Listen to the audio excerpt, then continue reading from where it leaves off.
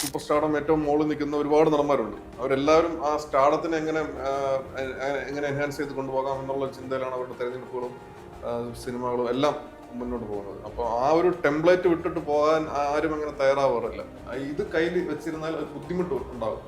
അങ്ങോട്ട് പോകുന്ന പോക്കിൽ സാർ അത് ലൂസ് ചെയ്തോണം എന്ന് പറഞ്ഞു. ഇല്ല, ഞാൻ കളയത്തില്ല, അത് വെച്ച് വേറെ പരിപാടി ഉണ്ട്, നോക്കിയോന്ന് പറഞ്ഞു. തുടക്കത്തിൽ ഞാൻ കാണിച്ച മമ്മൂക്കായെ കാണിക്കുമ്പോൾ അത് തിയേറ്ററിന് പൊളിക്കുന്ന ഒരു സാധനമാണ്. പക്ഷെ സാറിന് ഹൈ കിട്ടുന്ന ഒരു ക്യാരക്ടറാണ് അത് എന്നുള്ള പൂർണ്ണ വിശ്വാസം സാറിനും ഉണ്ടായിരുന്നു. പിന്നെ നമുക്ക് ഓൾറെഡി ഒരു കോൺഫിഡൻസ്, മമ്മൂക്ക ഇത് ചെയ്താൽ നന്നായിരിക്കും എന്നുള്ളൊരു. അപ്പോൾ അതുകൊണ്ട് തന്നെ അദ്ദേഹം പക്ഷേ സിഗരറ്റ് വലിക്കുമോ ഇല്ല എന്നുള്ള ഒരു ചെറിയ സംശയമുണ്ട്. പക്ഷെ ഇത് ഡീറ്റെയിലിംഗ് കിട്ടിക്കുമ്പോൾ അദ്ദേഹം അതിനകത്ത് ഓക്കെ ആയിരുന്നു ചെയ്യാന്ന് പറഞ്ഞു. ഞാൻ അപ്പൊ തന്നെ എനിക്കിത് കണ്ടു, ആ പുള്ളി കാണിച്ച കണ്ട എന്താണെന്ന്. ഇപ്പൊ എല്ലാവരും ഇത് അറിഞ്ഞ് വരുന്ന ആൾക്കാരായിരിക്കും നല്ലൊരു ശതമാനം ഈ കഥ എന്താണ് എന്നുള്ളത്. അപ്പൊ അവർക്ക് അതിനപ്പുറത്തോട്ട് എന്തെങ്കിലും ഒരു അനുഭവം പ്രൊവൈഡ് ചെയ്തെങ്കിൽ മാത്രമേ. അച്ഛൻ്റെ ഒരു ക്യാരക്ടറും പല ആൾക്കാരുമായിട്ട് ബന്ധപ്പെട്ട് എടുത്തിട്ടാണ് ഈ ഒരു നത്തം എന്ന് പറയുന്ന ക്യാരക്ടർ നമ്മൾ. നത്തം എന്ന് പറയുന്നത് അച്ഛനല്ല, അങ്ങനെയല്ല സാറേ. നത്തം എന്ന് പറഞ്ഞാണ്ടല്ലോ, ഇത് ഭയങ്കര ബുദ്ധിയുള്ള ഒരു പക്ഷിയാണ്. ഇത് ഇങ്ങനെ പതിയെ കീരുന്നു, അവസാനം ഈ ഇരകളെ പിടിക്കുന്ന ഒരു സിസ്റ്റം. അച്ഛനൊപ്പം കളിച്ച സിനിമ റിലീസായതിനു ശേഷം അച്ഛൻ മിണ്ടിയിട്ടില്ല. അല്ല, ആ ക്യാരക്ടർ അങ്ങനെയാണ്. അപ്പൊ നമ്മള് കാണുന്ന റിയൽ ലൈഫ് ഞാൻ ഒരു പരുവത്തിലാണ് കൊണ്ട് നടക്കുന്നത്. ഞാൻ എന്ത് കൂടത്തൊന്നും ചെയ്തിട്ടായാലും നമ്മളിങ്ങനെ ക്യാരക്ടറിന്റെ പേര് വിദ്യാദിവ്യ അഭിജ എന്നൊക്കെ പറയുമ്പോൾ ആഷിക്ക് തന്നെ, തമിഴാണോ മലയാളം പറയുമ്പോൾ ആഷിക്കിന്റെ കാണും. ആഷിക്ക് പറയാം നമുക്ക് 3 ഓപ്ഷൻസ് അതിൽ നമ്മള് ഫൈനലി എടുത്തതാണ്. അപ്പൊ ജിഷ്ണു പറയും എന്റെ 6 ഓപ്ഷൻ ജിതിനാണ് തുടങ്ങിയത്.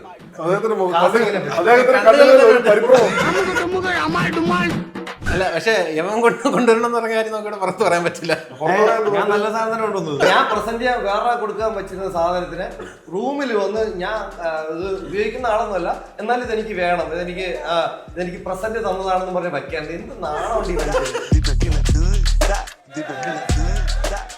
ഹോം അപ്ലയൻസ് വാങ്ങാൻ ഒരിടത്ത്, ക്രോക്കറി വാങ്ങാൻ വേറൊരിടത്ത്, ഗാഡ്ജറ്റ്സ് വാങ്ങാൻ വേറെ എവിടെയോ ഒരിടത്ത്. അതെ, എന്തിനെങ്ങനെ പലയിടത്ത് ഓടണം? മൈജി ഫ്യൂച്ചർ ഉണ്ടല്ലോ. മൊബൈൽ ഫോൺ മുതൽ ഹോം അപ്ലയൻസസ് വരെ എല്ലാം ഒരിടത്ത്, ഏറ്റവും കുറഞ്ഞ EMI. അങ്ങനെയാണെങ്കിൽ ഏറ്റവും കുറഞ്ഞ വില. ആഹാ, എന്നാ ഏറ്റവും കൂടുതൽ ഓഫറുകൾ. MyG future, experience the next. മൈജിയാണ് ഫ്യൂച്ചർ. നമസ്കാരം.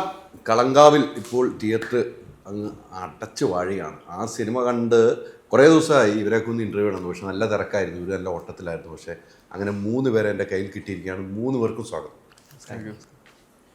എന്താ ചോദിക്കേണ്ടത്, എന്താ പറയണമെന്നൊന്നും അറിയില്ല. കാരണം എന്ന് വെച്ചാൽ ആ സിനിമ മനസ്സിൽ നിന്ന് പോകുന്നില്ല, ഇപ്പോഴും മനസ്സിൻ്റെ ഉള്ളിൽ ആ സിനിമ ഇരിക്കുകയാണ്. പക്ഷേ എങ്കിലും നിങ്ങൾ കുറേ ഇൻ്റർവ്യൂസൊക്കെ കഴിഞ്ഞു, പക്ഷേ അതിലൊന്നും വേറിട്ട ഒന്നും ചോദ്യങ്ങളും ഇല്ല. പക്ഷേ അത് ചോദിച്ചാൽ സിനിമയുടെ കഥയിലേക്ക് ഞാൻ പോകേണ്ടി വരും. കഥയിലേക്ക് പോകാനും പറ്റില്ല. ഇനിയും ആളുകൾ കാണാനുണ്ട്. പക്ഷെ നമുക്ക് ഇവിടെ തന്നെ തുടങ്ങാം. ഇരിപ്പ് കാണുമ്പോൾ തന്നെ ഇരിപ്പ് മാത്രമേ ഉള്ളൂ, ഇങ്ങനെ ഇരിപ്പ് മാത്രമേ ഉള്ളൂ. പിന്നെ എന്താ കുഴപ്പം? ചോദിക്കാൻ മനസ്സിലാവും, വഴിയെ മനസ്സിലായി. അത് പൊളിച്ച് കാര്യങ്ങൾ അവതരിപ്പിക്കുന്നുള്ളതാണ്. പക്ഷെ മമ്മൂക്കയുടെ കൂടെ ഒരു യാത്ര അല്ലേ, കുറേ നാളത്തെ യാത്ര, നിങ്ങളുടെ ആ എക്സ്പീരിയൻസ് എന്ന് പറയും മൊത്തത്തിലോ? ആ മമ്മൂക്കയുടെ കൂടെയുള്ള യാത്രയാണ്. സിനിമ അവിടെ നിൽക്കണം, സിനിമയിലേക്ക് ഞാൻ വരാം. മമ്മൂക്കയോടുള്ള യാത്ര എന്ന് പറഞ്ഞാൽ എല്ലാവരും പോലെ തന്നെ നമ്മളെല്ലാവരും ആരാധനയോടൊക്കെ നോക്കി കാണുന്ന ഒരു നടനാണ് മമ്മൂക്ക. പിന്നെ അതുപോലെ പ്രത്യേകിച്ച് മലയാളത്തിൽ സംവിധാനം ചെയ്യാൻ ആഗ്രഹിക്കുന്ന എല്ലാവരുടെയും മനസ്സിലുള്ള ഒരു വലിയൊരു സ്വപ്നമായിരിക്കും മമ്മൂക്കയുടെ കൂടെ ഡെബ്യൂ ചെയ്യാൻ പറ്റുക എന്നുള്ളത്. അതെ അതെ, അങ്ങനെ ഒരു വലിയ ചരിത്രമുണ്ട്. ഞാൻ പിന്നെ പണ്ട് മാമാങ്കം എന്ന സിനിമ സജീവ് പിള്ളയുടെ കൂടത്തിലും അസിസ്റ്റ് ചെയ്തൊരു പരിചയമുണ്ട് മമ്മൂക്കയുടെ കൂടെ. പിന്നെ അപ്പം ഇതുപോലെ ഈ ഒരു സബ്ജക്റ്റ് ഇങ്ങനെ ചെയ്ത് ഒരു വന്നപ്പോഴത്തേനും അതിനകത്തൊരു ആത്മവിശ്വാസം വന്നായിരുന്നു. അതായത് മമ്മൂക്കയിലോട്ട് എത്തിയാൽ ചിലപ്പം അദ്ദേഹത്തിന് ഇഷ്ടപ്പെടാൻ സാധ്യതയുണ്ട് എന്നുള്ള ഒരു രീതിയിൽ. അങ്ങനെയാണ് നമ്മൾ പല രീതിയിൽ ശ്രമം നടത്തി അങ്ങോട്ട് എത്തുകയും ഒക്കെ ചെയ്തത്. അപ്പം അദ്ദേഹത്തിനും അതേ ആത്മവിശ്വാസം അദ്ദേഹത്തിന് തോന്നിയുകൊണ്ടാണ് ഈ സിനിമയിലോട്ട് വന്നതും അഭിനയിക്കാനായിട്ട് തയ്യാറായതും ഒക്കെ. മലയാള സിനിമയിൽ നിന്ന് ഇന്ത്യൻ സിനിമയിൽ ഇത്ര വലിയൊരു മഹാനടൻ, കാതലിന് ശേഷം ഇത്തരമൊരു പ്രതിനായകൻ്റെ സിനിമയാണെങ്കിൽ അദ്ദേഹത്തിൻ്റെ ആ സിനിമയുള്ള ആഗ്രഹം, അദ്ദേഹം എപ്പോഴും പറയും എനിക്ക് സിനിമയോട് ഭ്രാന്താണെന്നാണ് പറയുന്നത്. ഏത് വാർത്താ സമ്മേളനത്തിലും പറയും എനിക്ക് സിനിമയോട് ഇപ്പോഴും ഭ്രാന്താണ്. വേറൊരു നടൻ ഇല്ല എന്ന് ഞാൻ പറഞ്ഞാൽ തെറ്റുമോ? നിലവിലെ റിയാലിറ്റി വെച്ചിട്ട് അത് കറക്റ്റ് സത്യമാണ്. നടൻ എന്ന് പറയുമ്പോൾ പിന്നെ കാതൽ പ്രതിനായകൻ എന്ന് പറയാൻ പറ്റുമോ എന്ന് എനിക്ക് അറിഞ്ഞൂടാ. കാതലല്ല, കാതൽ വേറെ ടൈപ്പ്. കാതലില് വേറെ ടൈപ്പാണ്, ഇതില് പ്രതിനായകനായിട്ട് രണ്ടും രണ്ട് വ്യത്യസ്തമാണ്. അത് ചെയ്യാൻ ധൈര്യം കാണിക്കുന്നത്. അതിപ്പോ നമുക്ക് അറിയാം, മറ്റു എല്ലാ ഇൻഡസ്ട്രിയിലും പിന്നെ ഇതുപോലെ സൂപ്പർ സ്റ്റാർഡം ഏറ്റവും മുകളിൽ നിൽക്കുന്ന ഒരുപാട് നടന്മാരുണ്ട്. അവരെല്ലാവരും ആ സ്റ്റാർഡത്തിനെ എങ്ങനെ എൻഹാൻസ് ചെയ്ത് കൊണ്ടുപോകാം എന്നുള്ള ചിന്തയിലാണ് അവരുടെ തെരഞ്ഞെടുപ്പുകളും സിനിമകളും എല്ലാം മുന്നോട്ട് പോകുന്നത്. അപ്പോൾ ആ ഒരു ടെംപ്ലേറ്റ് വിട്ടിട്ട് പോകാൻ ആരും അങ്ങനെ തയ്യാറാവാറില്ല. അഥവാ ടെംപ്ലേറ്റ് വിട്ടാൽ പോലും, സ്റ്റാർഡം വിട്ടാൽ പോലും ഒരിക്കലും അവർ പിന്നെ പ്രൊട്ടഗോണിസ്റ്റ് എന്നുള്ളൊരു സങ്കല്പത്തിനെ വിടാനായിട്ട് ആരും തന്നെ തയ്യാറാവത്തില്ല. അപ്പൊ അങ്ങനെ ഒരു ഒരു ഒരു സോഷ്യൽ പൊളിറ്റിക്കൽ സിനാരിയോയിലാണ് നമ്മൾ ജീവിക്കുന്നത്. അന്നേരമാണ് ഇദ്ദേഹത്തെ പോലെ ഒരു മെഗാസ്റ്റാർ എന്നുള്ള ലേബലും ഒക്കെ ഉള്ള ഒരാൾ ഇങ്ങനെ തുടരെ ഈ പറയുന്ന പ്രൊട്ടഗോണിസ്റ്റ്, ആന്റഗോണിസ്റ്റ് ഇങ്ങനെയുള്ള സങ്കല്പങ്ങളെ ഒന്നും പരിഗണിക്കാതെ തന്നിലെ നടനെ എങ്ങനെ എക്സ്പ്രസ് ചെയ്യാം എന്നുള്ള ചിന്തയിൽ മാത്രം തുടരെ ഇതുപോലെ തെരഞ്ഞെടുപ്പുകൾ നടത്തി മുന്നോട്ട് പോയിക്കൊണ്ടിരിക്കുന്നത്. അത് പിന്നെ വേറെ ഒരു താരതമ്യത്തിന് വേറെ ഒരാളുണ്ടെന്ന് തോന്നുന്നില്ല. കൃത്യമാണ്, എല്ലാവരും അത് തന്നെയാണ് പറയുന്നത്, വേറെ ഒരാളുണ്ടാകില്ല എന്നൊന്നും. കഥ പറയാൻ പോകുമ്പോൾ മമ്മൂക്കാട് മുമ്പിലിരിക്കുമ്പോൾ എങ്ങനെയായിരുന്നു അവസ്ഥ? അല്ല, കഥ ജിതിനാണ് ആദ്യം. അതിന് കൂടെ ഉണ്ടല്ലോ, ജിതിൻ പറഞ്ഞൊന്ന് വലിപ്പിച്ചിട്ടാണ് കൊണ്ടുപോകുള്ളൂ. മമ്മൂക്ക ഓൾറെഡി ആദ്യമേ ഇത് വായിച്ചിട്ടുണ്ടായിരുന്നു. അതിനുശേഷം ജിതിൻ പോയി അത് എക്സ്പ്ലെയിൻ ചെയ്ത് കൊടുക്കുന്നു. അതിനുശേഷമാണ് മമ്മൂക്കയായിട്ട് നമ്മൾ മീറ്റ് ചെയ്തപ്പോഴത്തേക്ക് സാർ ഓൾറെഡി ഇന്നായി കഴിഞ്ഞിരുന്നു. സാറിന് ആ ക്യാരക്ടറിനെ പറ്റി കൃത്യമായ സാറെല്ലാം അനലൈസ് ചെയ്ത് വച്ചിട്ടുണ്ടായിരുന്നു.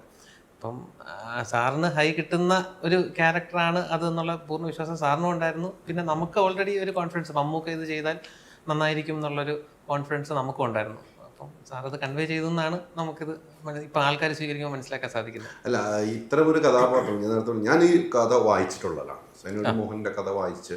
പക്ഷെ എനിക്ക് ഈ സിനിമയിൽ പോകുമ്പോൾ ഞാൻ ഉദ്ദേശിക്കുന്നത് കിട്ടാതെ വരുന്നൊരു ഫീൽ എനിക്കുണ്ടായിട്ടുണ്ട്. പക്ഷെ നമ്മൾ ആ ടോയ്ലറ്റ് സീനുകളാണെങ്കിൽ നമ്മൾ ഇതിലും കൂടുതൽ പ്രതീക്ഷിക്കുന്നു.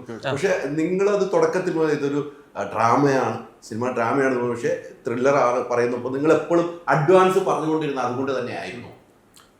അതുകൊണ്ട് തന്നെ അതെ, തീർച്ചയായും അതുകൊണ്ടായിരുന്നു.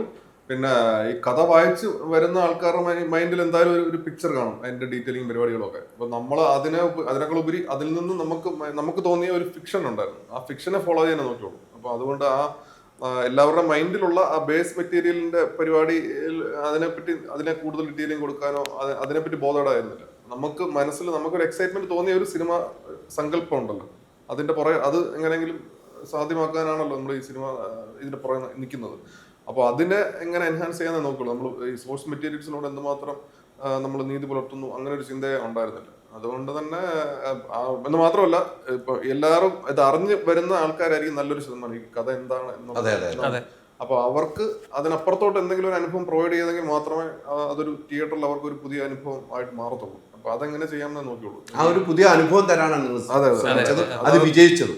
അതെ എന്നാണ് ഇവിടുത്തെ അവസ്ഥ തന്നെയാണ്. തീർച്ചയായും ആ വിജയം അത് തന്നെയാണ്. പക്ഷെ ഞാൻ പറഞ്ഞു, ഞാൻ ആ വായിച്ചു കഴിഞ്ഞപ്പോ എനിക്ക് അത് ഒബ്വിയസ്ലി നമ്മളിപ്പം സംഭവം മാത്രമല്ല, നമുക്ക് ഒരുപാട് പിന്നെ സാഹിത്യ കൃതികളുണ്ട്, പിന്നെ ഫേമസ് ആയിട്ടുള്ള പോപ്പുലർ ആയിട്ടുള്ള. അപ്പൊ അതൊക്കെ വായിച്ചിട്ട് അതിനെ സിനിമ അഡാപ്റ്റേഷൻ ആയിട്ട് വരുന്ന സമയങ്ങളിൽ വരുന്നവരെല്ലാവരും അവരുടെ മൈൻഡിൽ ഒരു സിനിമ സങ്കല്പം കാണും. ആ വായിച്ച ഇതിനെ പറ്റി, അല്ലെങ്കിൽ നടന്ന കഥയാണെങ്കിൽ അതിനെപ്പറ്റി എല്ലാവരുടെ മനസ്സിൽ ഒരു സിനിമാറ്റിക് സങ്കല്പം ഉണ്ടായിരിക്കും. അതിപ്പോൾ ഒരിക്കലും ആ സിനിമ അതിനോട് ചേർന്ന് നിൽക്കുന്നതാവണമെന്നില്ല. കാരണം അത് ഭയങ്കര സബ്ജക്റ്റീവ് ആയിട്ടുള്ള കാര്യമാണ്. അത് ഫിലിം മേക്കറുടെ മൈൻഡിലുണ്ടാകുന്ന സിനിമ എന്ന് പറയുന്നത് കാണാൻ വരുന്ന ആൾക്കാർ ആ സംഭവത്തെ പറ്റി ഒരു ഇതാക്കി വെച്ചിരിക്കുന്നതായിട്ട് ഒരു ബന്ധം ഉണ്ടാവണം ഒരു നിർബന്ധമില്ല. ഇപ്പൊ സക്കറിയും പിന്നെ ഭാസ്കർ പട്ടേലിനെ വിധേയനാക്കി സംഭവിച്ച കാര്യം നമുക്കറിയാം. അതുപോലെ ഒരുപാട് അനുഭവങ്ങളുണ്ട്. അത് ഫിലിം മേക്കറുടെ ഒരു പെർസ്പെക്റ്റീവും ഫിലിം മേക്കറുടെ ഒരു സ്വാതന്ത്ര്യവും സബ്ജക്റ്റീവ് ആയിട്ടുള്ള ഒരു സംഗതിയാണ്. അപ്പം അതിൽ ചിലർക്ക് ഒരു നിരാശ തോന്നാം, ഞാൻ വിചാരിച്ചതില്ല. പക്ഷെ വേറെ ചിലർക്ക് ഞാൻ വിചാരിച്ച പോലെ നല്ലല്ലോ എന്നുള്ള എക്സൈറ്റ്മെന്റ് തോന്നാം. അത് ഭയങ്കര സബ്ജക്റ്റീവ് ആയിട്ടുള്ള കാര്യമാണ്. അതിനകത്ത് നമുക്കൊന്നും ചെയ്യാൻ. തുടക്കം മുതൽ മമ്മൂക്കായാണോ? തുടക്കം മുതൽ മമ്മൂക്കായിലെ ആണോ ഈ കഥ പോകുന്നത്? തുടക്കം മുതൽ നിങ്ങൾ ആലോചിക്കുമ്പോഴും നിങ്ങൾ എഴുതുമ്പോഴും മമ്മൂക്കായാണ്? അല്ല. നമ്മൾ ആ തുടക്കം മുതൽ അദ്ദേഹത്തിനോട് പിച്ച് ചെയ്തപ്പോ പിന്നെ മറ്റേ കഥാപാത്രം വിനായകൻ എന്നുള്ളൊരു ഒരു ഇതിലാണ് പിന്നെ പോയി തുടർന്ന് നടന്ന ഒരു ചർച്ചയിലാണ് അദ്ദേഹം പെട്ടെന്ന് ഇങ്ങനെ ഒരു ഓപ്ഷൻ പറയുന്നത്. അപ്പൊ അന്നേരം പറഞ്ഞ് അത് ആലോചിച്ച് കഴിഞ്ഞപ്പോഴത്തേനും നമുക്കത് നമ്മൾ ഒരിക്കലും പ്രതീക്ഷിക്കുന്നില്ല ഇങ്ങനെ, കാരണം അങ്ങനത്തെ ഒരു കഥാപാത്രമാണ്. ഇപ്പൊ എന്തൊക്കെ പറഞ്ഞാലും നമ്മൾ ഒരിക്കലും നമുക്കങ്ങനെ അതാണ് അതിന്റെ ഒരു റിയാലിറ്റി.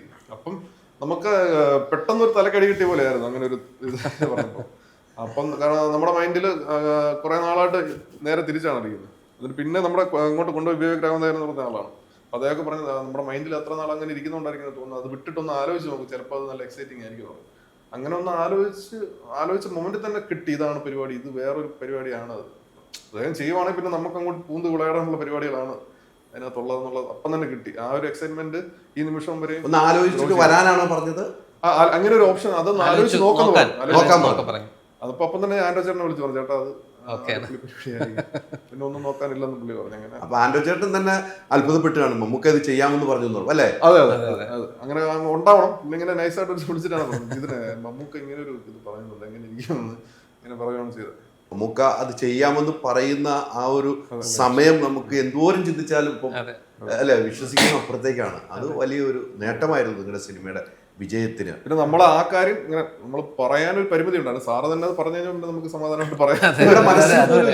അതല്ല, ഇങ്ങനെ സാർ ഇങ്ങനെ ഒരു തെരഞ്ഞെടുപ്പ് നടത്തി ഇങ്ങനെയുള്ള ആ ഡീറ്റെയിലിംഗ് നമ്മൾ അധികം പറയുന്നില്ലായിരുന്നു. നമ്മൾ സാറായിട്ട് പറഞ്ഞു കഴിഞ്ഞാൽ പിന്നെ നമുക്ക് നിങ്ങളുടെ മനസ്സിൽ പോലും ഇല്ല മമ്മൂക്കയാണ് പ്രതിനായകൻ.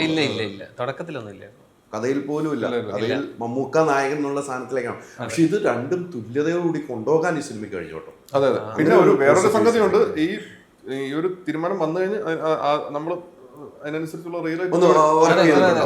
അതാണ് ഇപ്പൊ സിനിമയിൽ കാണുന്നത് അല്ലെ. ഈ ഓരോ സിനിമകൾക്കും ഓരോ റൂട്ടുകളാണ് അല്ലെ. മമ്മൂക്കയുടെ സിനിമകൾ കണ്ടു വളർന്നവരാണ് നമ്മളെല്ലാവരും അല്ലെ. മമ്മൂക്ക ചെയ്യുന്ന ഓരോ സിനിമകളും പല രീതിക്കാണ്.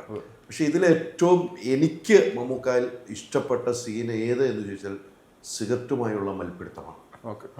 മമ്മൂക്ക ഭയങ്കരമായിട്ട് സിഗരറ്റ് വലിക്കുന്ന ആളാണ്. വർഷങ്ങളായിട്ട് സിഗരറ്റ് വലി നിർത്തിയിട്ട് ആ മമ്മൂക്കാനെ കൊണ്ട് സിഗരറ്റ് വലിപ്പിച്ചല്ലോ എന്നുവരെ തോന്നിപ്പോയ ഒരു മുഹൂർത്തം പ്രേക്ഷകർക്ക് ഉണ്ടായിട്ടുണ്ട്. അങ്ങനെ കമൻറ്റുകൾ വരുന്നില്ല. അത് സിഗരറ്റ് വെച്ച് മമ്മൂക്ക കാണിച്ച ഒരു അഭ്യാസ പ്രകടനം. ആ സിഗരറ്റ് എന്ന് പറയുന്ന സാധനം അതിൻ്റെ പുക പോലും ഇതിൻ്റെ ഒരു കഥാപാത്രമായി മാറി. അത് മമ്മൂക്ക കയ്യിൽ നിന്നിട്ടതാണോ, നിങ്ങളിങ്ങനെ ഒരു ത്രെഡുണ്ട് സിഗരറ്റുണ്ട് എന്നും മാത്രം പറഞ്ഞപ്പോൾ ബാക്കിയെല്ലാം മമ്മൂക്ക തന്നതാണ്. അത് നമ്മൾ ത്രൂട്ട് എഴുത്തിൽ തന്നെ ത്രൂട്ട് സിഗരറ്റിന്റെ പുകയും ഒരു കഥാപാത്രം പോലെ ഇട്ടിട്ടുണ്ടായിരുന്നു. പല സ്ഥലത്തും ഇങ്ങനെ വരുന്നുണ്ടായിരുന്നു. അത് അദ്ദേഹം ചെയ്യുന്ന പ്രവൃത്തികളുമായിട്ട് കണക്ട് ചെയ്തും അദ്ദേഹത്തിന്റെ സാന്നിധ്യത്തിന്റെ സൂചകങ്ങളായിട്ടും ഒക്കെ ഇട്ടിട്ടുണ്ടായിരുന്നു.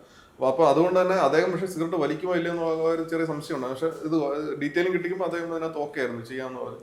പിന്നെ ആദ്യത്തെ മൊമെന്റിൽ തന്നെ അദ്ദേഹം നൈസായിട്ടൊന്ന് റൗണ്ട് വിട്ടു. അപ്പൊ അത് മുന്നേ ഇത് ചെയ്തിട്ടുള്ള കാര്യം എനിക്ക് അറിഞ്ഞൂടാ പല സിനിമ. അപ്പൊ ഇത് കിട്ടുമ്പോൾ ഇത് കൊള്ളാല പരിപാടി എന്ന് പറഞ്ഞ് ഒന്ന് സെറ്റായി. പിന്നെ അത് അതിന്റെ ഒരു ഹൈലോട്ട് വരുന്നത് നമ്മുടെ സ്ക്രീൻ പ്ലേ തന്നെ നമുക്കറിയാം. പിന്നെ ഒരു പ്രധാനപ്പെട്ട ഒരു സമയത്ത് ഈ സാധനം ആണ് തിയേറ്ററിൽ ഏറ്റവും കൂടുതൽ കൈയടി ഉണ്ടാക്കിയ ഒരു സാധനം. ഒരു മൊമെന്റിൽ ഈ റൗണ്ട് ഒരു സീനിലെടുത്ത് അപ്പൊ അന്നേരം ആ സ്ഥാനത്ത് നമ്മളിങ്ങനെ ചെയ്തോണ്ടിരിക്കുമ്പോൾ നമ്മൾ പിന്നെ ആദ്യം സാറ് പുക വിടണം. സാറിന്റെ സാന്നിധ്യത്തിനെ നമ്മൾ അങ്ങനെയാണ് ആൾക്കാരിലോട്ട് കൺവേ ചെയ്യാനായിട്ട് ഉദ്ദേശിക്കുന്നത്. അത് കഴിഞ്ഞിട്ട് വേണം സാർ. അപ്പോൾ അവിടെ അങ്ങനെ പുക വിടാൻ അങ്ങനെ ലോജിക്കൊന്നും നോക്കണ്ട, സ്പേസിൽ അങ്ങനെ വിടാൻ പറ്റുമെന്ന് ചോദിച്ചു. ആ സാർ ആ ലോജിക്കൊന്നും നോക്കണ്ട, പുക വിട്ടേ പറ്റത്തുള്ളൂ എന്ന് പറയും. അങ്ങനെയാണെങ്കിൽ ഞാൻ വട്ടം വിടട്ടെ ചോദിച്ചു. അപ്പം തന്നെ എനിക്ക് മനസ്സിലായി ഇത് അടിച്ചു മോനെ എന്നുള്ള ഒരു ഫീൽ അന്നേരം വന്നു. അത് കൃത്യമായിട്ട് തിയേറ്ററിൽ നമുക്ക് അനുഭവിക്കാനും പറ്റി. പിന്നെ ത്രൂ ഔട്ട് ആ പുക നമ്മൾ യൂസ് ചെയ്ത് പോയി. മീൻസ് ആ പ്രത്യേകിച്ച് റൗണ്ട് അതൊരു ഒരു കഥാപാത്രത്തിന്റെ കൃത്യമായ ഒരു പരസ്പര പൂരകമായിട്ട് നിലനിൽപ്പുള്ള ഒരു സംഗതിയായിട്ട് മാറി. ആ സീൻ അവിടെ എടുക്കുമ്പോൾ ഒരു അവസ്ഥ ഉണ്ടല്ലോ, അവിടെ എടുക്കുന്ന സമയത്ത് നിങ്ങൾ ഒത്തിരി ആളുകൾ നിൽക്കുമ്പോഴായിരിക്കും ആ സീൻ എടുക്കുന്നത്. അപ്പോൾ ഉണ്ടാകുന്ന ഒരു മൂവ്മെന്റ് എന്തായിരുന്നു? അല്ല, അത് ഭയങ്കര രോമാഞ്ചം തരുന്നൊരു മൂവ്മെൻ്റാണ്. സാറ് കറക്റ്റ് ഇതുപോലെ തന്നെ അടിച്ചു മോനെ എന്നുള്ളൊരു അവസ്ഥയായിരുന്നു. കാരണം നമുക്കത് മനസ്സിലായി ഇതായിരിക്കും ആ ഒരു സിനിമയിൽ അറ്റ്ലീസ്റ്റ് ഏറ്റവും നല്ല പീക്ക് മൊമെന്റ് തരുന്ന ഒരു സീൻ എന്നുള്ളത്. അത് അപ്പം തന്നെ നമുക്ക് മനസ്സിലാക്കാനും സാധിച്ചു. പിന്നെ സിഗരറ്റ് ടൂളാണ്. ത്രൂ ഔട്ട് ദ പ്രോസസ്സ് നമുക്കൊരു ടൂളായിട്ട് തന്നെ നമ്മൾ സ്ക്രിപ്റ്റിൽ കൊണ്ടുവരുന്നുണ്ട്. അത് സാറ് കറക്റ്റായിട്ട് മനസ്സിലാക്കി നമ്മൾ ചെയ്യാൻ പറയുന്നതിൻ്റെയൊക്കെ വേറെ പരിപാടികളാണ് സാറ് നമുക്ക് തന്നിട്ടുണ്ട്. അതിപ്പോൾ റിംഗ് പഫ് ആണെങ്കിലും ശരി തന്നെയാണ്. അല്ലാതെ വേറെ 1-2 സീൻസിൽ സിഗരറ്റ് വെച്ച് സാറിൻ്റെ പരിപാടികളൊക്കെ ഉണ്ടല്ലോ. അഭ്യാസ അതെ, ഇതൊക്കെ സാറ് കയ്യിൽ നിന്ന് സാറ് തന്നെ അറിഞ്ഞിട്ടതാണ്. ഈ സിഗരറ്റ് വലിക്കാൻ നിങ്ങൾ പറഞ്ഞു റൗണ്ട് വിടാന്ന് മമ്മൂക്ക പറയും. അതെ, ഈ ചവച്ചിറക്കി തുപ്പണമെന്ന് പറഞ്ഞാരാ? ഇറക്കിയില്ല, ഇറക്കണില്ലെങ്കിൽ ഞാൻ അതിന്റെ പിന്നെ ആ ഒരു മൊമെന്റിൽ ഇതുപോലെ സിഗരറ്റ് ഇരിപ്പുണ്ട്. സിഗരറ്റ് ഒരു ബെയ്റ്റ് ആയിട്ട് ഉപയോഗിച്ചാണ് ഒരാളെ ഒരു സ്ഥലത്തോട്ട് കൊണ്ടുവരുന്നത്. അതിന് വേണ്ടിയിട്ട് അദ്ദേഹം ഉപയോഗിക്കുന്ന ടൂളാണ് സിഗരറ്റ്. അപ്പോൾ അവിടെ എത്തിച്ചു കഴിഞ്ഞ് പിന്നെ ചെയ്യേണ്ട ഒരു ആക്ട് ഉണ്ട്. അപ്പൊ ആ ആക്ടിന് കയ്യിലിരിക്കുന്ന സിഗരറ്റ് ഒരു ഒബ്ജക്ഷനാണ്, തടസ്സമായിരിക്കും. അത് കൈ ഉപയോഗിച്ച് ചെയ്യേണ്ട ഒരു ആക്ട് ആണല്ലോ. അപ്പൊ ഞാൻ ഇപ്പൊ സാർ അടുത്ത ഷോട്ട് ഇന്നതാണ്. ആ ഷോട്ടിലെ പിന്നെ കൊറിയോഗ്രാഫി പ്രകാരം പിന്നെ ഷോട്ടിൽ അങ്ങനെ പ്ലാൻ ചെയ്ത് സാറിന്റെ മുഖത്ത് കൊണ്ടുപോയി നിൽക്കുന്ന രീതിയിലാണ് ആ ഷോട്ട് പ്ലാൻ ചെയ്തിരിക്കുന്നത്. അപ്പം ഇത് കയ്യിൽ വെച്ചിരുന്നാൽ അത് ബുദ്ധിമുട്ട് ഉണ്ടാകും. അപ്പം അങ്ങോട്ട് പോകുന്ന പോക്കിൽ സാർ അത് ലൂസ് ചെയ്തോണം എന്ന് പറഞ്ഞു. അപ്പൊ ഇല്ല ഞാൻ കളയത്തില്ല, അത് വെച്ച് വേറെ പരിപാടി ഉണ്ട്, നോക്കിയോന്ന് പറഞ്ഞു. അപ്പോഴെനിക്ക് മനസ്സിലാവുന്നില്ല അത് കൈ വെച്ചിട്ട് എന്ത് പരിപാടി ചെയ്യാനാണ്, നമുക്കൊരു ഐഡിയ കിട്ടിയില്ല. ഷൂട്ട് തുടങ്ങി പിന്നെ ഷൂട്ട് ചെയ്യാൻ തുടങ്ങി കഴിഞ്ഞപ്പോഴാണ് നൈസായിട്ട് പുള്ളി ഇത് ഇങ്ങനെ വെച്ചിട്ട് ഈ പരിപാടി ഞാൻ ഇട്ടത്. ഇത് കണ്ടപ്പോ തന്നെ അവിടെ ഇവനാണ് എന്റെ അടുത്ത് വന്നിട്ട് കൈ ഇങ്ങനെ കാണിച്ചു. കട്ട് പറഞ്ഞ മൊമെന്റിൽ മൊത്തം കൈയടി, ഒരു രക്ഷയില്ലാത്ത കൈയടി. അദ്ദേഹം എങ്ങനെയാണ് അദ്ദേഹം ഈ മമ്മൂട്ടിയായിട്ട് നിൽക്കുന്നത് എന്നുള്ളതിന്റെ പ്രൈം എക്സാമ്പിൾ ആയിട്ടാണ് എനിക്ക്. അതുപോലെ കഥാപാത്രം എന്താണെന്ന് മനസ്സിലാക്കി എങ്ങനെ അതിനെ തന്റേതായ ഇൻപുട്സ് കൊടുത്ത് അതിനെ വേറൊരു തലത്തിലോട്ട് കൊണ്ടുപോകാം എന്നുള്ള ഈ നിരന്തരമായ ചിന്തയിൽ നിന്നും ഒക്കെ ആണല്ലോ ഇങ്ങനെയുള്ള തിരഞ്ഞെടുപ്പുകളും ഔട്ട്പുട്സും വരുന്നത്. അത് നമുക്ക് അനുഭവിക്കാൻ പറ്റി എന്നുള്ളത് വലിയൊരു സംഭവമായിരുന്നു. പിന്നെ രോമാഞ്ചം നമുക്ക് ഇപ്പോഴും പറയുമ്പോഴും ഉണ്ടെന്നുള്ളതാണ്. അല്ല, നമ്മള് കണ്ടു കഴിഞ്ഞപ്പോഴേ അതിന് തിയേറ്ററിൽ കിട്ടുന്ന ഒരു കയ്യടി എന്താണ് ഈ സിഗരറ്റ് മമ്മൂക്കാന്റെ ആ ഓരോ ആ ചവയ്ക്കുമ്പോൾ മൊത്തം ഭാവങ്ങളുണ്ടോ മാറുന്നത്, എത്ര ഭാവമായിട്ട് മാറുന്നത്. അതൊരു നടൻ നമുക്ക് തരുമ്പോഴും നിങ്ങൾക്കുണ്ടാകുന്ന ആ സമയത്ത് കഥാപാത്രമായിട്ട് പൂർണ്ണമായിട്ടും മാറുന്ന മൊമെന്റിൽ അങ്ങനെ ചെയ്യാൻ പറ്റത്തുള്ളൂ. അതൊരിക്കലും നിങ്ങൾ ഒരിക്കലും പ്രതീക്ഷിച്ചില്ലല്ലോ അല്ലേ? നേരിട്ട് നിങ്ങൾ സ്ക്രീനിന്റെ ബാക്കി നേരെ മുന്നിൽ നിന്ന് നിങ്ങൾക്കുണ്ടായിരുന്ന ഒരു അനുഭവം എന്തായിരിക്കും ആ സമയങ്ങളിലൊക്കെ? ഇത് എല്ലാം നമ്മൾ എത്ര വർഷങ്ങളുകൊണ്ട് ഇദ്ദേഹത്തെ കണ്ടുകൊണ്ടിരിക്കുകയാണ്. അപ്പം ഇതൊക്കെ ഇത്രയും ദിവസം അടുത്ത് നിന്ന് ഇദ്ദേഹം ചെയ്യുന്ന ഓരോ സംഭവങ്ങളും കണ്ടിങ്ങനെ ഈ പറഞ്ഞ തന്നെയാണ് ഓരോ മൊമെന്റ്സും അത്രയും ആസ്വദിച്ച് കണ്ടുകൊണ്ടിരുന്നതാണ്. കാര്യം നമുക്ക് സ്ക്രീനിൽ കാണുന്നതിനപ്പുറത്തേക്ക് ലൈവായിട്ടൊരു പെർഫോമൻസ് കാണുമ്പോൾ കിട്ടുന്നൊരു സുഖമുണ്ടല്ലോ, അതും ഇമാതിരി ഒരാൾ ചെയ്യുമ്പോൾ. എന്തൊക്കെയാണ് അദ്ദേഹത്തിൻ്റെ എക്സ്പീരിയൻസ് എല്ലാം ഓരോ പടത്തിലും അദ്ദേഹം കാണിക്കും. അത് ഓരോ പടത്തിൽ അങ്ങനെ ഒരു സംഭവം എന്തെങ്കിലും അദ്ദേഹം ചെയ്യുകയും ചെയ്യും. ഇതിൽ ഞാൻ നോക്കിയിട്ട് ഒന്നൊന്നുമല്ല, കുറേ ഉണ്ട് അദ്ദേഹത്തിൻ്റെ എക്സ്പീരിയൻസ്. ഇങ്ങനെ ഇത്രയും നാൾ ഞാൻ എന്തൊക്കെയായിരുന്നു, ഇവിടെ എന്താണ്, ഞാൻ എന്താണെന്ന് കൃത്യമായിട്ട് എന്താ ഒരു സിഗ്നേച്ചർ പോലെ തന്നെ ഒത്തിരി പരിപാടികൾ ലൈവായിട്ട് നിന്ന് കണ്ടിട്ട്. ഈ സെയിം മൊമെൻ്റ് എനിക്കുണ്ടായിട്ട് ഒരു ബസ് സ്റ്റാൻഡിലെ ഒരു സീനിൽ ചെറിയൊരു പരിപാടി, ഒരു റൊമാൻറ്റിക് മൂഡിൽ പുള്ളി ഇരിക്കുന്ന ഒരു സൈഡിൽ ഞാനിങ്ങനെ ചെന്ന് അടുത്തുനിന്ന് കാണുകയാണ്. എന്താണ് നമുക്ക് കാണാനുള്ളൊരു കൊതി ഉണ്ട്. അപ്പോൾ ഇങ്ങനെ ചെന്ന് കണ്ടപ്പോഴത്തേക്കും എനിക്ക് ഈ ഒരു പുരികത്തിൻ്റെ ഒരു ഭാഗത്തായിട്ട് എനിക്ക് പെട്ടെന്ന് എന്തോ ഒരു സംഭവം പോകണതുപോലെ എനിക്ക് തോന്നിയിട്ട് ഒരു ലേഡിയോട് സംസാരിക്കുന്ന ഒരു കാര്യമാണ്. സംസാരിച്ചിട്ട് അങ്ങ് പോയി, അത് കഴിഞ്ഞു, ആ ഷോട്ട് കഴിഞ്ഞു. എന്നിട്ട് ഇപ്പുറത്ത് നിന്ന് മോണിറ്ററിൽ വന്നിട്ട് ഞാൻ 2 തവണ ഇടിയിച്ച് ഒന്നിട്ടായിട്ട് ഞാൻ കണ്ടത് തെറ്റായിരുന്നില്ല, കറക്റ്റ് തന്നെയായിരുന്നു, എനിക്ക് തോന്നിയതായിരുന്നില്ല. ഞാൻ അപ്പം തന്നെ വന്നിട്ട് പറഞ്ഞു എനിക്കിത് കണ്ടു, ആ പുള്ളി കാണിച്ചു വെച്ചാൽ കണ്ട എന്താണെന്ന്. ഈ ഒരു അദ്ദേഹത്തിൻ്റെ പ്രായമോ അല്ലെങ്കിൽ അദ്ദേഹം ചെയ്യുന്ന ക്യാരക്ടറൊന്നും ഉള്ളതല്ല, ആ മൊമെൻറ്റിൽ ഒരു സെക്കൻഡിൽ അദ്ദേഹത്തിൻ്റെ ശരീരത്തിൻ്റെ ഒരു ഭാഗം അവിടത്തേക്ക് മാത്രമായിട്ടൊരു സാധനം അഭിനയിപ്പിച്ചിടുകയാണ്. അത് പിന്നെ ആ ഒറ്റ ടൈമിൽ അതൊക്കെ പോവുകയാണ്. എവിടെ നിന്ന് വരുന്നു, ഇതൊന്നും പ്രീ പ്ലാൻഡ് അല്ലല്ലോ. അതൊക്കെ എൻ്റെ അമ്മ ഭയങ്കര ലൗഡ് അല്ലാതെ ഇങ്ങനെ മൈന്യൂട്ട് അപ്പൊ എനിക്ക് ചെറിയ സംശയം ഇതെല്ലാം ആൾക്കാർക്ക്, പക്ഷെ നമ്മൾ വിചാരിച്ചേക്കാളും ആൾക്കാർക്ക് സിനിമയിൽ ലൗഡായിട്ട് ഒന്നുമില്ല. വിനായകനിൽ നിന്നും പോലീസ് ഓഫീസറിൽ നിന്നും അതെല്ലാം നമ്മൾ പ്രതീക്ഷ. പക്ഷെ വിനായകനോ കറക്റ്റ് മീറ്റർ പിടിച്ച് പോകുമ്പോൾ അതങ്ങനെ ആയിരുന്നു, പ്ലാനിങ് ആയിരുന്നു. ആ ഒരുപാട് ഇമോഷൻസ് ഉള്ളിൽ സപ്രസ് ചെയ്ത് കൊണ്ടുപോകുന്ന ഒരു കഥാപാത്രമാണ്. ഒരുപാട് കൈൻഡ് ഓഫ് വെറി ഉള്ളിലുള്ള, എന്നാൽ അതിനെ ഒരു രീതിയിൽ എക്സ്പ്രസ് ചെയ്യാൻ അനുവദിക്കാത്ത ഒരു കഥാപാത്രമാണ്. പതുക്കെ അതിന്റെ ഡീറ്റെയിലിംഗ് പുറത്തോട്ട് വരത്തുള്ളൂ. അപ്പൊ അതുകൊണ്ട് തന്നെ അങ്ങനെ പിടിച്ചതാണ്. പിന്നെ നമ്മൾ റിയൽ ലൈഫിൽ കാണുന്ന പോലീസുകാരായിട്ടുള്ള ആൾക്കാരിലൊക്കെ ഇതുപോലത്തെ കഥാപാത്രങ്ങളെ കാണാറുണ്ട്. അവരിങ്ങനെ അവരുടെ ഇന്നർ കോൺഫ്ലിക്ട്സിനെ പറ്റിയല്ല പറയുന്നത്, ഈ പെരിഫറൽ ഈ കാണിക്കുന്ന പരിപാടിയെ പറ്റിയാണ് പറയുന്നത്. അപ്പൊ അതുകൊണ്ട് എനിക്ക് ഭയങ്കര സാറ്റിസ്ഫൈങ്, ഭയങ്കര എക്സൈറ്റ്മെന്റ് തന്ന സാധനമാണ് അദ്ദേഹം. കാരണം അദ്ദേഹം ഓരോ പിന്നെ ഇപ്പം സുപ്പീരിയർ ഓഫീസറോട് സംസാരിക്കുന്ന രീതിയുണ്ട്, പിന്നെ കൂടെ ഉള്ള ആളോട് സംസാരിക്കുന്ന രീതിയുണ്ട്, ക്വസ്റ്റ്യൻ ചെയ്യാൻ പോകുന്ന സമയത്ത് സാധാരണക്കാരോട് സംസാരിക്കുന്ന ഒരു രീതിയുണ്ട്. അതിൽ തന്നെ അവരെന്തെങ്കിലും മറച്ചു വെക്കുന്നു എന്ന് തോന്നിയാൽ അദ്ദേഹം സംസാരിക്കുന്ന ഒരു രീതിയാണ്. ഇതിലൊക്കെ സബ്റ്റിലായിട്ടുള്ള വേരിയേഷൻസ് വരുത്തി തന്നെയാണ് പോയിരിക്കുന്നത്. അത് കൃത്യമായിട്ട് നമുക്ക് ഒബ്സർവ് ചെയ്ത് അറിയാൻ പറ്റും. ഈ നടപ്പിലും എടുപ്പിലും എല്ലാം പിടിച്ചിട്ടുണ്ട്. പിന്നെ നമ്മൾ സിനിമയിൽ നമ്മൾ സ്ഥിരമായിട്ട് കണ്ട് ശീലിച്ചിട്ടുള്ള പോലീസ് കഥാപാത്രങ്ങളുമായിട്ട് പിന്നെ കമ്പയർ ചെയ്യുമ്പോഴാണ് ആൾക്കാർക്ക് പെട്ടെന്ന് ഇങ്ങനെയല്ലല്ലോ പോലീസ്, ഇങ്ങനെയല്ലല്ലോ എന്നുള്ള ഒരു വരുന്നത്. സൂപ്പർ കോപ്പാണല്ലോ നമ്മള് സാധാരണ സിനിമകളിൽ കാണിക്കുന്നത്. അപ്പൊ അച്ഛൻ പോലീസ് ഓഫീസർ ആയിരുന്നു. അപ്പൊ അച്ഛൻ SHO ആയിട്ട് പല സ്റ്റേഷനിൽ ഇരിക്കുന്നു. അച്ഛന്റെ സൗഹൃദത്തിൽ പല SHOമാർ വരുന്നു. അപ്പോൾ ഇവരുടെയൊക്കെ ഈ നിക് നെയിം ചിരട്ട പേരുകളിൽ അറിയുന്നു, അവരുടെ ഡിറ്റക്റ്റീവ് എഫിഷ്യൻസിയെ പറ്റിയിട്ട് പറയുന്നു. അപ്പോൾ അച്ഛൻ ഇങ്ങനെ വീട്ടിൽ വന്ന് സംസാരിക്കുന്ന കൂട്ടത്തിൽ ഇപ്പോൾ ഈ ആൾക്കാരെല്ലാം ഞാൻ ഒരിക്കൽ കണ്ടു കാണും, അല്ലെങ്കിൽ അവരുമായിട്ടൊക്കെ ഇൻട്രാക്ട് ചെയ്താണ്. പിന്നെ അച്ഛനെ തന്നെ. അപ്പോൾ അച്ഛൻ്റെ ഒരു ക്യാരക്ടറും പല ആൾക്കാരുമായിട്ട് ബന്ധപ്പെട്ട് എടുത്തിട്ടാണ് ഈ ഒരു നത്തം എന്ന് പറയുന്ന ക്യാരക്ടർ നമ്മൾ. ഈ നത്തം എന്ന് പറയുന്നത് അച്ഛനാണ്. അങ്ങനെയല്ല, നത്തന്റെ അച്ഛൻ ടൈറ്റിൽ കിട്ടി, നത്ത് എന്റെ അച്ഛൻ അല്ലേ? ഇതിനാണ് ഓക്കെ, അത് മാറ്റുന്നില്ല ടൈറ്റില്.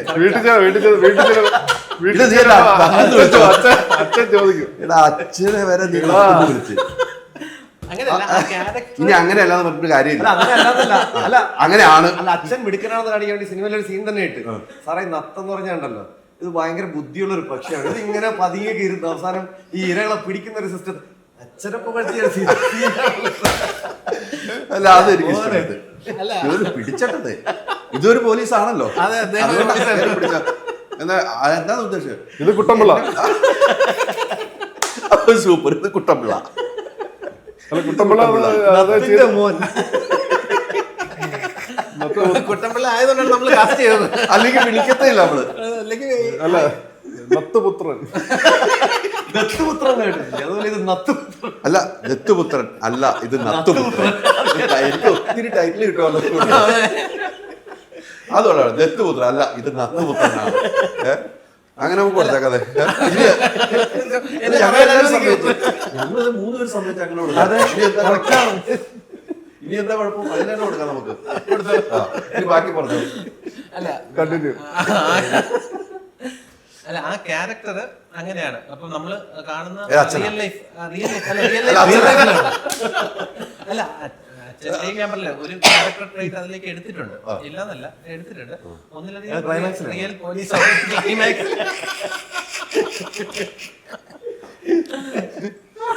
ഞാനൊന്ന് സോമായി അയ്യോ. അല്ല, അപ്പൊ അങ്ങനെ ക്യാരക്ടർ ട്രേറ്റ്സ് ബ്ലെൻഡ് ചെയ്തിട്ടാണ് ആ ക്യാരക്ടർ ഡിസൈൻ ചെയ്ത് വെച്ചിരിക്കുന്നത്. അപ്പൊ അതുകൊണ്ട് തന്നെ സ്പെഷ്യൽ ബ്രാഞ്ചിലെ ഒരു ഓഫീസർ എങ്ങനെ പെരുമാറണം, ഏത് രീതിയിൽ അദ്ദേഹം മുന്നോട്ട് കൊണ്ടുപോകണം എന്നുള്ള ആ പ്രൊസീജിയേഴ്സ് വിനായകൻ ചേട്ടന് കൊടുത്തു. ആ ചേട്ടൻ അതൊരു ചേട്ടനും അത് കറക്റ്റായിട്ട് ഉൾക്കൊണ്ട് തന്നെയാണ് അതിലേക്ക് ഇൻവോൾവ് ആയി ആ പ്രോസസ്സ് ത്രൂ ഔട്ട്. വിനായകന്റെ അടുത്ത് എന്റെ അച്ഛനെ കുറിച്ച് പറഞ്ഞിരുന്നു. ഇല്ല, അച്ഛനെ കുറിച്ച് അച്ഛനൊരു പോലീസ് ഓഫീസർ ആയിരുന്നു. എനിക്കത് അത് സൂചിപ്പിച്ചിട്ടുണ്ട്. എന്നാൽ ഈ ക്യാരക്ടറുമായിട്ട് ബന്ധപ്പെട്ട് നമ്മൾ ഇങ്ങനെയാണ് ക്യാരക്ടർ എന്നുള്ള രീതിയിൽ അവതരിപ്പിച്ചിട്ടുണ്ടായിരുന്നു. അല്ല, കൂടുതൽ ഡീറ്റെയിലിങ്ങിലോട്ട് അങ്ങനെ പോയിട്ടില്ല. അച്ഛൻ്റെ ഡീറ്റെയിലിങ്ങിലോട്ടൊന്നും പോയിട്ടില്ല. സിനിമ റിലീസായതിനു ശേഷം അച്ഛൻ മിണ്ടിയിട്ടില്ല. ഇനി ഒട്ടും മിണ്ടില്ല, ഇങ്ങനെ പറഞ്ഞിട്ടില്ല. അച്ഛൻ വളരെ ഹാപ്പിയാണ്. അല്ല, ഇനിയാണ് സന്തോഷം കൊണ്ട് മിണ്ടാൻ പറ്റില്ല. ഇനി നത്ത് ഞാനായിരുന്നല്ലേ എന്റെ വീട്ടില്. പക്ഷെ നമുക്ക് ഓരോ കഥാപാത്രങ്ങളും ചില നമ്മളെ ജീവിതത്തിൽ നിന്ന്. എന്നോട് പറഞ്ഞ വേറെ ഒരു പോലീസുകാരന്റെ ഇരട്ടപ്പേരാണ് നത്തുന്നത്. അച്ഛന്റെ ഇരട്ടപ്പേരാണെന്ന് എന്നോട് പറഞ്ഞിട്ടില്ല ഇതുവരെ അല്ലേ? നമുക്ക് അച്ഛന്റെ ഇരട്ടപ്പേരായിട്ട് നമുക്ക് ഇത് അയച്ചു കൊടുക്കുമ്പോൾ ചോദിക്കും. ഹൈദരൊക്കെ വന്ന് ഈ ഇന്റർവ്യൂ വെച്ച നന്നായി, ഇല്ലെങ്കിൽ ഇത് ലോകമേ അറിയൂല നത്തെന്ന് പറയുന്നത് അച്ഛനാണ്. അല്ല, അത് അല്ല, അങ്ങനെയല്ല. അച്ഛന്റെ എന്തങ്ങനെയല്ല, അല്ല, അച്ഛന്റെ ഒരു ഡിറ്റക്റ്റീവ് എഫിഷ്യൻസി എനിക്ക് നന്നായിട്ട് അറിയാം. അപ്പൊ അതുകൊണ്ടാണ് ആ ക്യാരക്ടർ അങ്ങനെ. എന്നിട്ട് അച്ഛനെ പേരിന്റെ കാര്യം നമ്മൾ പിന്നെ ഇട്ടതാണ്. പക്ഷെ ഇത് ആകെപ്പാട് കൈവിട്ട് പോവാണ്. അച്ഛന്റെ ഡിറ്റക്റ്റീവ് എഫിഷ്യൻസി അറിയാം, പക്ഷെ അച്ഛനെയാണ് ഇങ്ങനെ ഇരുത്തി പണിഞ്ഞതെന്നുള്ള അച്ഛൻ ഇതൊരു പിടികിട്ടിട്ടില്ല. കുട്ടമ്പിള്ളയാണ്ടോട്ട് എടുത്ത് ശരിക്കും ചെയ്ത അല്ലേ ക്യാരക്ടറാണ്. അത് ഫേമസ് ആയിട്ടുള്ള ഒരു സീരീസ് ഉണ്ട്. ഞാൻ എന്റെ ഒരു സീരീസ് കേരള പോലീസിന്റെ അദ്ദേഹത്തിന് ആ സ്ലാങ്ങും അത് നമുക്ക് ആവശ്യമായിരുന്നു. ആനന്ദ് പിന്നെ അദ്ദേഹം ജോലി ചെയ്യുമ്പോഴും ഇടയ്ക്കിടയ്ക്ക് കുട്ടമ്പിള്ളയാകാൻ തുടങ്ങി. അപ്പൊ പറഞ്ഞു ലീവ് എടുത്തോളാം.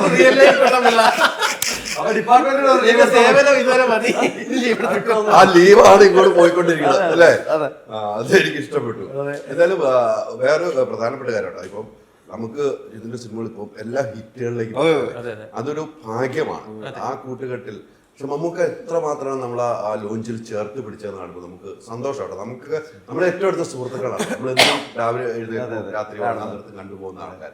പക്ഷെ ആ മമ്മൂക്കാട് ചേർത്ത് നിർത്തലുണ്ടല്ലോ, ജീവിതത്തിൽ മറക്കാൻ കഴിയുന്ന ഒരിക്കലും ആയിരിക്കില്ല. ആ മുഹൂർത്തം എങ്ങനെയായിരുന്നു? അത് എനിക്ക് ഈ പ്രോഗ്രാം നടക്കുമ്പോൾ സ്റ്റേജിലേക്ക് കയറുന്നവർ ആരൊക്കെയാണെന്നുള്ളൊരു ധാരണയില്ല. റൈറ്റർ, ഡയറക്ടർ, പിന്നെ വിനായകൻ ചേട്ടൻ, സാറ്, പിന്നെ പ്രൊഡക്ഷന്റെ ഇവരൊക്കെ മാത്രമേ ഉണ്ടായിരുന്നുള്ളൂ. ഇപ്പൊ നമ്മളൊന്നും ആ ലിസ്റ്റ് ഇല്ല.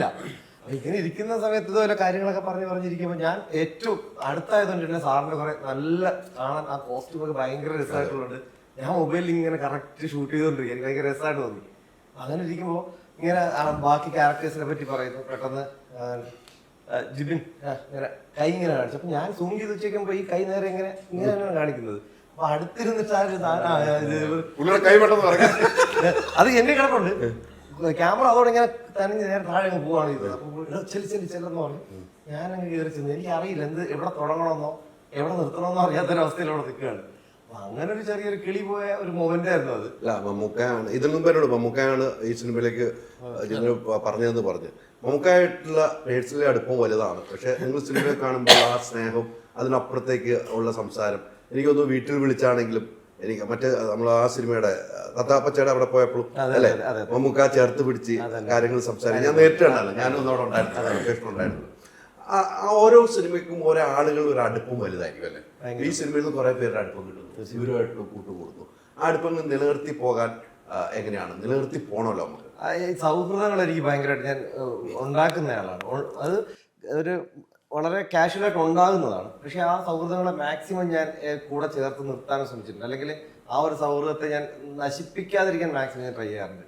അപ്പോൾ ഇതുപോലെ ഇതിലിപ്പോൾ ജിതിനായാലും ജിഷ്ണു ആയാലും ഇവര് പടം അനൗൺസ് ചെയ്ത് ഏകദേശം 2021 ഇവർ തുടങ്ങാനിരുന്നൊരു സിനിമയൊക്കെയാണ്. അതിങ്ങനെ ഓരോ കാരണങ്ങളൊക്കെ നീണ്ടുപോയി. 24 ഈ പടം ഇങ്ങനെ ഉണ്ട് എന്ന് അറിഞ്ഞപ്പോൾ എൻ്റെ ഒരു സുഹൃത്ത് മഹേഷ് ഗോപാൽ എന്ന് പറഞ്ഞൊരു സുഹൃത്ത് ചേട്ടനുണ്ട്.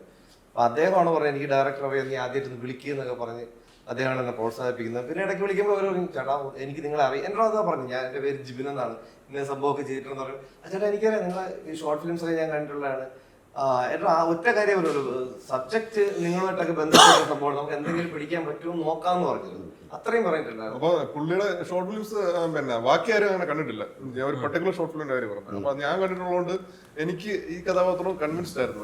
പക്ഷെ മറ്റുള്ളവര് വേറെ ചില ഓപ്ഷൻസ് ഇങ്ങനെ പറയുന്നുണ്ടായിരുന്നു. അപ്പം ഇതിൽ വേറെ 1-2 ക്യാരക്ടേഴ്സിൽ ഒന്നും എന്തായാലും ഇദ്ദേഹത്തിന് മൈൻഡിൽ വെച്ചാണ് ഞായിരുന്നു. പക്ഷെ അന്ന് എന്നോട് പറഞ്ഞു എന്തെങ്കിലും ഒരു സംഭവം പിടിക്കാന്ന് പറയുന്നത്. പക്ഷെ ഇങ്ങനെ നല്ലൊരു ക്യാരക്ടർ ത്രൂ ഔട്ട് തരും എന്നുള്ളത് എനിക്കറിയാം. പക്ഷെ അതിനപ്പുറത്തേക്ക് നമ്മുടെയൊക്കെ വൈബുള്ള മീൻസ് ഈ പുതിയ കാലഘട്ടത്തിന്റെ ആൾക്കാരെ പോലുള്ള 2 പഴയ ടീമുകളെ നമുക്ക് കൂട്ടായിട്ട് കിട്ടി എന്നുള്ളതാണ്. ഞാൻ ഒരു പരുവത്തിനാണ് കൊണ്ട് നടക്കുന്നത്.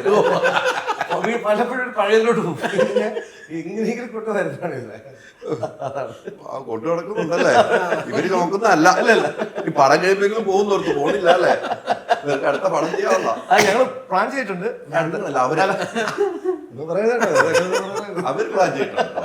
അതവര് തീരുമാനിക്കാനോ ഇനി കുട്ടമ്പിള്ള ഉണ്ടെങ്കിൽ വിളിക്കാം. കുട്ടമ്പിള്ളയുടെ വേറൊരു നത്ത്, കുട്ടമ്പിള്ളയുടെ നത്ത് അതൊക്കെയല്ലേ, അത് വേണ്ടി പിടിക്കാം.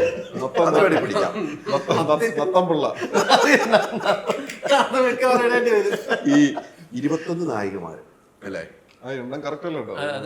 അല്ല അങ്ങനെയാണ് പറയുന്നത്. പക്ഷെ നമ്മൾ ആ സ്റ്റേജിലേക്ക് ഇവരെല്ലാം വിളിച്ച് മമ്മൂക്ക കയറ്റി എന്നുള്ളതാണ്.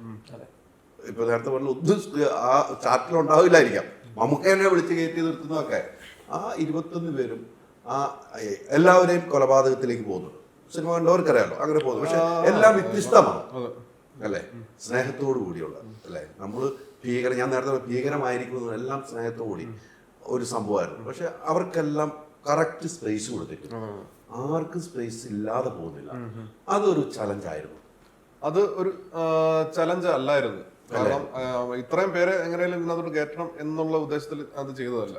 അല്ല, അത് എങ്ങനെയാന്ന് പറഞ്ഞാൽ നമ്മള് പിന്നെ ഈ പറയുന്ന ഇദ്ദേഹത്തിന്റെ ഒരു മോഡ് ഓഫ് ഓപ്പറാൻഡിനെ നമുക്ക് ഒരു രീതിയിൽ പോർട്രേ ചെയ്ത് കാണിക്കണമെന്നുണ്ടായിരുന്നു. അപ്പൊ അതിന്റെ ചില പിന്നെ ആലോചനയുടെ ഇടയിലാണ് ഇതുപോലത്തെ ഒരു ഡിഫറെന്റ് സീക്വൻസ് ഇതിലോട്ട് വന്നത്. ഇങ്ങനെ ആൾക്കാർ ഇങ്ങനെ കയറി ഇറങ്ങി പോകുന്ന ഒരു സീക്വൻസ് വന്നു. അത് എഴുതി വന്നപ്പോഴത്തേനും സ്വാഭാവികമായിട്ട് ഇത്രയും പേരുടെ ആവശ്യം വന്നു. അങ്ങനെ അപ്പം അതിന് പിന്നെ അത് പലതരത്തിലുള്ള പല പശ്ചാത്തലത്തിലുള്ള രൂപസാദൃശ്യങ്ങളുടെ കാര്യത്തിൽ പോലും കൺസേൺ ആവുന്ന രീതിയിൽ ഉള്ള തെരഞ്ഞെടുപ്പുകൾ നടത്തിയാണ് അത്രയും പേര് തെരഞ്ഞെടുത്തത്. ആ സീനുകളെ കുറിച്ച് പറയുമ്പോഴാണ് മലയാള സിനിമയ്ക്ക് നല്ല നല്ല സിനിമ വന്ന നായികമാർ പോലും ആ ഒരു സീനിന് വേണ്ടി ഭയങ്കര വിജയല്ലേ.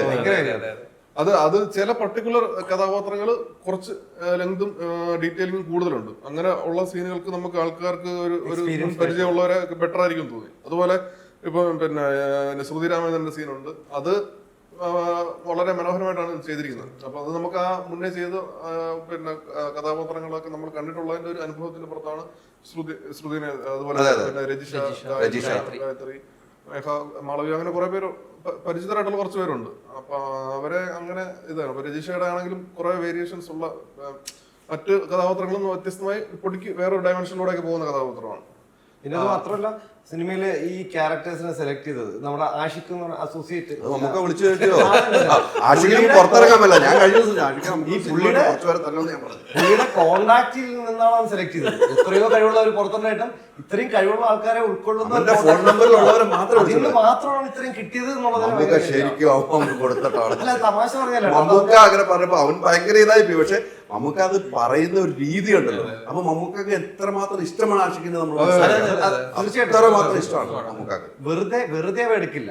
ഇവന്റെ കോണ്ടാക്ട് ലിസ്റ്റിലുള്ള എല്ലാവരും നല്ല കഴിവുള്ളവരായിരിക്കും. അല്ല അത് നമ്മള് പറഞ്ഞിട്ടുണ്ട് ഈ ലേഡീസിന്റെ ടെക്സ്റ്റേഴ്സ് അവരുടെ ഓരോ നമ്മുടെ ജോഗ്രഫിക്കലി എങ്ങനെയാണ് ഓരോരുത്തരും വരുന്നത് അതെല്ലാം മനസ്സിലാക്കി കാസ്റ്റിംഗിൽ അത്രത്തോളം ഇൻവോൾവ് ചെയ്ത് നമുക്ക് മമ്മൂട്ടി കമ്പനിയുടെ ഒരു സ്വന്തം ആളെ പോലെ. അപ്പൊ ഈ പിന്നെ ടർബോ, കണ്ണൂർ സ്ക്വാഡ്, നന്മകൾ നേരിടുന്ന ഇങ്ങനെ കുറെ സിനിമകളിൽ ഈ പറഞ്ഞ പ്രത്യേകിച്ച് നമുക്ക് തമിഴ് പശ്ചാത്തലമുള്ള കുറെ കഥാപാത്രങ്ങൾ ആവശ്യമുണ്ടായിരുന്നു. അപ്പം അതിന് ഈ പറയുന്ന സിനിമകൾക്ക് വേണ്ടിയിട്ട് ഇതുപോലെ ഒരുപാട് പേരെ പിന്നെ അവര് തെരഞ്ഞെടുക്കുകയും അവതരിപ്പിക്കുകയും ചെയ്തിട്ടുണ്ട്. അപ്പൊ ആ കോണ്ടാക്ട്സ് എല്ലാം ആഷിഖ് വഴിയാണ് നമ്മളിങ്ങനെ ക്യാരക്ടറിന്റെ പേര് വിദ്യാദിവ്യ അഭിജ എന്നൊക്കെ പറയുമ്പോൾ ആഷിഖ് തന്നെ തമിഴാണോ മലയാളം പറയുമ്പോൾ ആഷിഖിന്റെ കാണും. ആഷിഖ് പറയാം നമുക്ക് 3 ഓപ്ഷൻസ് അതെയും നമ്മള് ഫൈനലി എടുത്തതാണ്. അപ്പൊ ജിഷ്ണു പറയും എന്റെ 6 ഓപ്ഷൻ വേറെ ഓപ്ഷൻ. അപ്പൊ എന്റെ വേറെ 3 ഓപ്ഷൻസ് വേറെ ഇവിടുന്ന് ഓപ്ഷൻ വന്നില്ലേ? അദ്ദേഹത്തിന്റെ ഓപ്ഷൻസ് ഉണ്ടായിരുന്നു പക്ഷെ നമ്മള് നമ്മുടെ സമയത്തില്ലായിരുന്നു. അല്ലെ കുറെ ഓപ്ഷൻ ഇവിടെ വന്നായിരുന്നു. അല്ല പറയുമ്പോ ആഷിഖിന്റെ നാട് കരുവാരക്കുണ്ടാണ്. കരുവാരക്കുണ്ടെന്ന് പറഞ്ഞാല് ഈ മലപ്പുറത്ത് തമിഴ്നാടുമായിട്ട് ചേർന്ന് കിടക്കുന്ന സ്ഥലമാണ് മലപ്പുറം. ഈ ബോർഡർ പ്രദേശമൊക്കെയാണ്. ഇവൻ ഈ തമിഴ്നാട് ടെക്സ്റ്റർ എന്ന് പറയുമ്പോഴത്തേക്ക് അവനെ അറിയാം എങ്ങനെയുള്ള ആളായിരിക്കണം. പെട്ടെന്ന് ഇവന്റെ മൈൻഡിൽ വരും. എന്റെ കണക്ഷനിലുള്ള ആൾക്കാരെ നോക്കിയിട്ട് ഇവൻ താല്പര്യം മീൻസ് അഭിനയിക്കുന്ന അറിയാന്നുള്ള പരിചയക്കാര് ഇവരെയൊക്കെയാണ് അവൻ കൃത്യമായിട്ട് ഇതിലേക്ക് കൊണ്ടുവന്നിട്ടുള്ളത്. അത് ഭയങ്കര കാര്യമുണ്ട്. തെറ്റിയിട്ടില്ല. അത് തെറ്റിയിട്ടില്ല എന്നുള്ളതാണ് അതിന്റെ ഒരു വെറുതെ ഒരു പരിചയത്തിന് വരല്ല. അതാണ് ഞാൻ പറയുന്നത്. ചെയ്യുന്നത് ആരാണെന്നുള്ളത് വ്യക്തമായിട്ട് അവൻ അറിയാം. അവൻ അങ്ങനെ തന്നെയാണ് കൃത്യമായിട്ട് അതൊരു തമാശ. ആദ്യമായിട്ടായിരിക്കും ആഷിഖിനെ ഒന്ന് സ്റ്റേജിൽ കയറ്റി ഇങ്ങനെ പറയുന്നത്. അല്ല അങ്ങനെ പറയണമെന്നുണ്ടെങ്കിൽ അയാളോടുള്ള അടുപ്പം കൂടെ നമ്മൾ അത്ര മാത്രം നമുക്ക് എവിടെ ഉണ്ടെങ്കിലും ആഷിഖുണ്ട്. ഒരു സിനിമ റിലീസായാലും സിനിമയുടെ കൂടെയുള്ള യാത്രയാണെങ്കിലും ആഷിഖിനെ നമ്മൾ കാണാറുണ്ട്. അതൊരു വേദി നമുക്ക് സംവിധായകനാകാൻ നിൽക്കുന്ന ഒരാളാണ്. അപ്പൊ ആ ഒരു പെർസ്പെക്ടീവ് കൃത്യമായിട്ടുണ്ട്. അതുകൊണ്ടാണല്ലോ അല്ല അവിടെ എല്ലാവരും ചേർത്ത് പിടിച്ചെന്നുള്ള എത്ര പേരെ ചേർത്ത് പിടിച്ചു. ഇപ്പൊ റോഡിൽ ഇറങ്ങി എല്ലാവരും ചേർത്ത് പിടിക്കുന്നു. ഇതേ കാര്യം ആഷിഖിനെ എല്ലാവരും ചേർത്തിട്ടൊരു അല്ല ആഷിഖിനെ അസോസിയേറ്റ് എന്നതിനപ്പുറത്തേക്ക് ഇപ്പൊ ലോകം മൊത്തം അറിയപ്പെടുന്നത് ലേഡി കാസ്റ്റിംഗ് ഡയറക്ടർ എന്നുള്ളതാണ്. സീരിയസ്ലി അതൊരു സ്റ്റേറ്റ്മെന്റ് പോലെ എന്നാൽ സ്റ്റേജിൽ പറഞ്ഞപ്പോഴത്തേക്ക് നല്ലതാണ്. കാര്യം അവന് ഇത്രയും നാൾ കിട്ടാത്തൊരു പ്രശസ്തി അല്ലെങ്കിൽ ഒരു എല്ലാവരുടെയും ഒരു നോട്ടം എത്തി എന്നുള്ളതാണ്. കാര്യം ഇപ്പൊ എല്ലാവരും അവര് സ്ഥിരം മെസ്സേജ് ചെയ്യുന്നുണ്ട്, ചേട്ടാ അടുത്ത പടത്തിൽ ചാൻസ് ഉണ്ടെങ്കിൽ എന്നെ ഇവിടെ ഒന്ന് വെക്കാമോ എന്നുള്ള രീതിയിൽ. അതൊന്നും നമുക്കറിയില്ല. അല്ല ഇവര് രാത്രി അവിടെ വെക്കാറ് ഇവരെ കാണുമ്പോൾ ഓടുക. കാരണം നടക്കാൻ പോകുമ്പോൾ കാസ്റ്റിംഗ് ഡയറക്ടർ വിളിക്കുന്നുണ്ട്. ആ ഈട് കഫേടെ വിളിക്കുന്നുണ്ട്. അതിന്റെ അടുത്ത പടത്ത് കുറച്ച് ആഷിക്ക ഇത് കൊടുത്തോളം കാണുമ്പോ ഞാൻ പറഞ്ഞല്ലോ ഞാൻ പറഞ്ഞിട്ടില്ല. ഞാനാണോ പറഞ്ഞത്? തുടക്കം പറഞ്ഞത് ജിതിനാണ് തുടങ്ങിയത്. ഇടയ്ക്ക് കുട്ടമ്പിള്ള ആകല്ലേ നത്ത് വരും ചോദിക്കാൻ. കുട്ടമ്പിള്ളായ നത്ത് വരും എന്നുള്ള ഓർത്തിരുന്നാണ് ചെയ്യാൻ. അതുകൊണ്ട് ഈ പറഞ്ഞ പോലെ കഥാപാത്രങ്ങൾ നമ്മൾ സ്ത്രീ കഥാപാത്രങ്ങൾ ഓരോ ലെയർ കൊടുത്തു. പക്ഷേ മമ്മൂക്കാടെ ഒരു എൻട്രി ഉണ്ടോ മാസ്സായിരിക്കുമെന്ന് നമ്മൾ ഈ സിനിമയിൽ പറഞ്ഞു. ഞാൻ വായിച്ചപ്പോൾ അങ്ങനെ പറഞ്ഞു. പക്ഷെ വെറുതെ സിമ്പിളായിട്ടാണ് മമ്മൂക്കായെ കാണിക്കുന്നത്. അത്തരം ഒരു തീരുമാനം എന്താണ്? തുടക്കത്തിൽ ഞാൻ കാണിച്ച മമ്മൂക്കായെ കാണിക്കുമ്പോൾ അത് തിയേറ്ററിന് പൊളിക്കുന്ന ഒരു സാധനമാണ്. പക്ഷെ ഇത് പൊളിക്കുന്നുമില്ല എന്നൊരു പക്ഷേ മമ്മൂക്കായ ഉൾക്കൊള്ളുമോ എല്ലാവരും. അത്തരം ഒരു എൻട്രി മതി എന്ന് തീരുമാനങ്ങളുടെ കാരണം എന്താണ്? തുടക്കം തീരുമാനിക്കുന്ന കാരണം എന്ന് പറയുമ്പോൾ നമ്മുടെ പിന്നെ സോഴ്സ് മെറ്റീരിയലിൽ ഉള്ള കഥാപാത്രങ്ങളുടെ ഒരു റെഫറൻസ് പ്രകാരം ഭയങ്കര പിന്നെ സോഫ്റ്റ് ആയിട്ടുള്ള വളരെ ജെന്റിൽ ആയിട്ടുള്ള ഭയങ്കര വേറൊരു ഒരു അതർ സൈഡ് ഉള്ളിൽ ക്യാരി ചെയ്യുന്ന ഒരാളാണെങ്കിലും പിന്നെ അദ്ദേഹത്തിന്റെ എക്സ്റ്റേണലി അല്ലെങ്കിൽ അദ്ദേഹത്തിന്റെ പെരിഫറൽ ഒരു ഇതെന്ന് പറയുന്നത് ഒരു കോൺ ആർട്ടിസ്റ്റിനെ പോലത്തെ ഒരു എക്സ്ട്രീംലി ടാലന്റഡ് ആയിട്ടുള്ള ഒരു കോൺ ആർട്ടിസ്റ്റാണ് അദ്ദേഹം. പിന്നെ അദ്ദേഹം പിന്നെ ഇടപഴകുന്ന ഓരോ സ്ത്രീകളും വളരെ ജെന്റിലായിട്ട് അവരുമായിട്ട് അടുത്ത് ഇടപെടുകയും അവരോട് ഒരു ബന്ധം സ്ഥാപിച്ച് അവരെ പിന്നെ അവരെ അങ്ങേയറ്റം കെയർ ചെയ്ത് അവരുടെ മനസ്സിൽ സന്തോഷവും സമാധാനവും സുഖവും ഒക്കെ അതിന്റെ ഏറ്റവും എക്സ്ട്രീംലി അതിന്റെ ഏറ്റവും ടോപ്പ് എൻഡിൽ കൊണ്ട് പ്രൊവൈഡ് ചെയ്ത് മരണത്തിന്റെ മൊമെന്റിന്റെ തൊട്ട് മുമ്പ് വരെയും അവരെ ആ ഒരു സുഷുപ്തിയിൽ ഇങ്ങനെ കൊണ്ടുപോകുന്ന ഒരു കഥാപാത്രം. അവർ ജീവിതത്തിൽ കണ്ട ഏറ്റവും മികച്ച ഒരു പുരുഷൻ. അപ്പൊ അദ്ദേഹത്തിന് ഇന്നർ കോൺഫ്ലിക്ട്സിലും അദ്ദേഹം മാത്രമായിരിക്കുന്ന സ്പേസിലും മാത്രമേ അദ്ദേഹത്തിന്റെ യഥാർത്ഥ ഒരു വ്യക്തിയായിട്ട് മാറാറുള്ളൂ. ബാക്കി എല്ലാ സമയത്തും ഈ ഒരു മുഖംമൂടി ധരിച്ച് ജീവിക്കുന്ന ഒരു മനുഷ്യനാണ്. ഈ സിനിമയിലൊക്കെ അതാണെങ്കിൽ നമുക്കറിയാം, അദ്ദേഹം ഈ പറയുന്ന ഈ ഞാൻ പറഞ്ഞ പോലെ ഒറ്റയ്ക്കുള്ള മൊമെന്റിൽ ഒഴികെ ബാക്കി എല്ലാ സ്ഥലത്തും അദ്ദേഹം അഭിനയിച്ചുകൊണ്ടിരിക്കുന്നത്. പറഞ്ഞ നടൻ ഈ സിനിമയിൽ അഭിനയിക്കുന്നതല്ല പറഞ്ഞ ആ കഥാപാത്രം ഓരോ വ്യക്തികളുടെ അടുത്ത് അഭിനയിച്ചുകൊണ്ടാണ് ഇരിക്കുന്നത്. അപ്പൊ അങ്ങനത്തെ ഒരു ലെവലിലുള്ള ഒരു കഥാപാത്രമാണ്. അപ്പൊ അതിനെ നമ്മൾ ഇങ്ങനെ മാസമായിട്ടോ ഇതായിട്ടോ കാണിക്കാനുള്ള അങ്ങനത്തെ സിനിമയല്ല ഇത്. അങ്ങനത്തെ ഒരു കഥാപാത്രമല്ല. അപ്പൊ ബേസ്മെന്റ് ആയിരുന്നു. അതാണ് പൊതുവെ ഒരു സ്ലോ എന്ന് പറയാനുള്ള കാരണം ഉണ്ടായത്. സിനിമയെ കുറിച്ച് സ്ലോ എന്ന്, പക്ഷെ അത് ആരും മൈൻഡ് ചെയ്യുന്നില്ല. ചില ആളുകൾ സ്ലോ എന്ന് പറയാനുള്ള കാരണം അതായിരുന്നു എന്ന് എനിക്ക് തോന്നിയിട്ടുണ്ട്. പക്ഷെ മമ്മൂക്കാട് അടുത്ത് പറഞ്ഞപ്പോൾ ഇങ്ങനെയാണ് ഈ സ്ലോ ബേസിലാണ് പോകാൻ പോകുന്നത് തുടക്കുന്നത്. മമ്മൂക്ക എന്തായിരുന്നു പറഞ്ഞത്? അങ്ങനൊന്നും പറഞ്ഞില്ല. ഞാനിപ്പം പോയി സ്ക്രീൻ പ്ലേ ആയിട്ടാണ് പറഞ്ഞത്. ഓരോ സീൻ ഫസ്റ്റ് എന്താണെന്നുള്ള സീൻ തന്നെ ഓരോ സീൻ പറഞ്ഞു പോയി. അപ്പൊ സ്വാഭാവികമായിട്ട് അതിന്റെ ഫ്ലോയും അതിന്റെ ഒരു പേസും ഗ്രാജുവലി അതിൽ നിന്ന് തന്നെ കിട്ടി, നരേഷനിൽ നിന്ന് തന്നെ കിട്ടുന്നുണ്ടായിരുന്നു. അതിനപ്പുറത്തോട്ട് ഇതാണ് അതിന്റെ പിന്നെ പേസ് ഇന്നതാണ് എന്നതിനെ പറ്റി വായിക്കുന്നവർക്കും കേൾക്കുന്നവർക്കും അറിയാൻ പറ്റും. പക്ഷെ അതിനപ്പുറത്തോട്ട് അതിന്റെ പുറത്തൊരു ചർച്ചയോ ഒന്നും ഉണ്ടായിട്ടില്ല. അത് അങ്ങോട്ടും ഇങ്ങോട്ടും മനസ്സിലാകുന്ന സംഗതിയാണ്. അതിനെപ്പറ്റി ചർച്ചയോ ഒന്നും ഉണ്ടായിട്ടില്ല. പിന്നെ ഈ സിനിമയുടെ എടുത്തു പറയാൻ ബാക്ക്ഗ്രൗണ്ട് സ്കോർ കേട്ടോ. മുജീബ് അതിനെ അത് ആ രീതിക്ക് കൊണ്ടുപോയി. നമുക്ക് ഓരോ സീനുകൾ, ഓരോ കൊലപാതക രംഗങ്ങളിലും വ്യത്യസ്തമായ ബാക്ക്ഗ്രൗണ്ടുകൾ കൊണ്ടുവരാൻ പറ്റി. ആ സീറ്റിന്റെ റൗണ്ടിലാണെങ്കിൽ സീറ്റ് വലിക്കുന്നതിലാണെങ്കിലും മമ്മൂക്കായെ കാണിക്കുന്നതിലാണെങ്കിലും അത് വ്യത്യസ്തമായി കൊണ്ട് നമ്മൾ തിയേറ്ററിൽ പിടിച്ചിരുത്താൻ നമുക്കൊരു ഇൻട്രസ്റ്റ് തരുന്ന ഒരു ബാക്ക്ഗ്രൗണ്ട് സ്കോർ ആയിരുന്നു. ഇല്ല എന്ന് നമുക്ക് പറയാൻ പറ്റില്ല. അങ്ങനെ ഓരോ ആളുകളും കേട്ടോ. പക്ഷെ അവസാനത്തെ ക്ലൈമാക്സ് നമ്മൾ ആരും പ്രതീക്ഷിക്കാത്ത സംഭവമാണ് നമ്മൾ കണ്ടെത്താം. ജീവിതത്തിൽ പ്രതീക്ഷിക്കുന്നില്ല ആരും. പക്ഷെ ഇതിങ്ങനെ ആകും. പക്ഷെ ആ ക്ലൈമാക്സ് കുറച്ച് സമയം ഇങ്ങനെ എന്നൊക്കെ ഇങ്ങനെ തിയേറ്ററിൽ പിടിച്ചിരുത്തി എന്താണ് സംഭവിക്കുന്നതെന്ന് അറിയാൻ വേണ്ടി. അത് അത്തരമൊരു ലോഡ്ജാണെങ്കിലും ഇവർ നമ്മൾ കണ്ടുമുട്ടുന്ന സീനുകളാണെങ്കിലും അത് മാറ്റങ്ങൾ സംഭവിക്കാം. എഴുതി വരുമ്പോൾ ആ എഴുത്തിൽ മാറ്റങ്ങൾ സംഭവിച്ചിട്ടുണ്ടോ അത്തരമൊരു ക്ലൈമാക്സ്. ആ ക്ലൈമാക്സിലോട്ട്, അതായത് നമുക്ക് ഈ പടം ജനിക്കുന്നത് തന്നെ ഇതിന്റെ ഒരു ഇന്റർവെൽസും അതിനോട് കഴിഞ്ഞിട്ടുള്ള ചില സീക്വൻസും ആദ്യം വന്നപ്പോഴാണ് ഈ സിനിമ ഉണ്ടാകുന്നത് തന്നെ.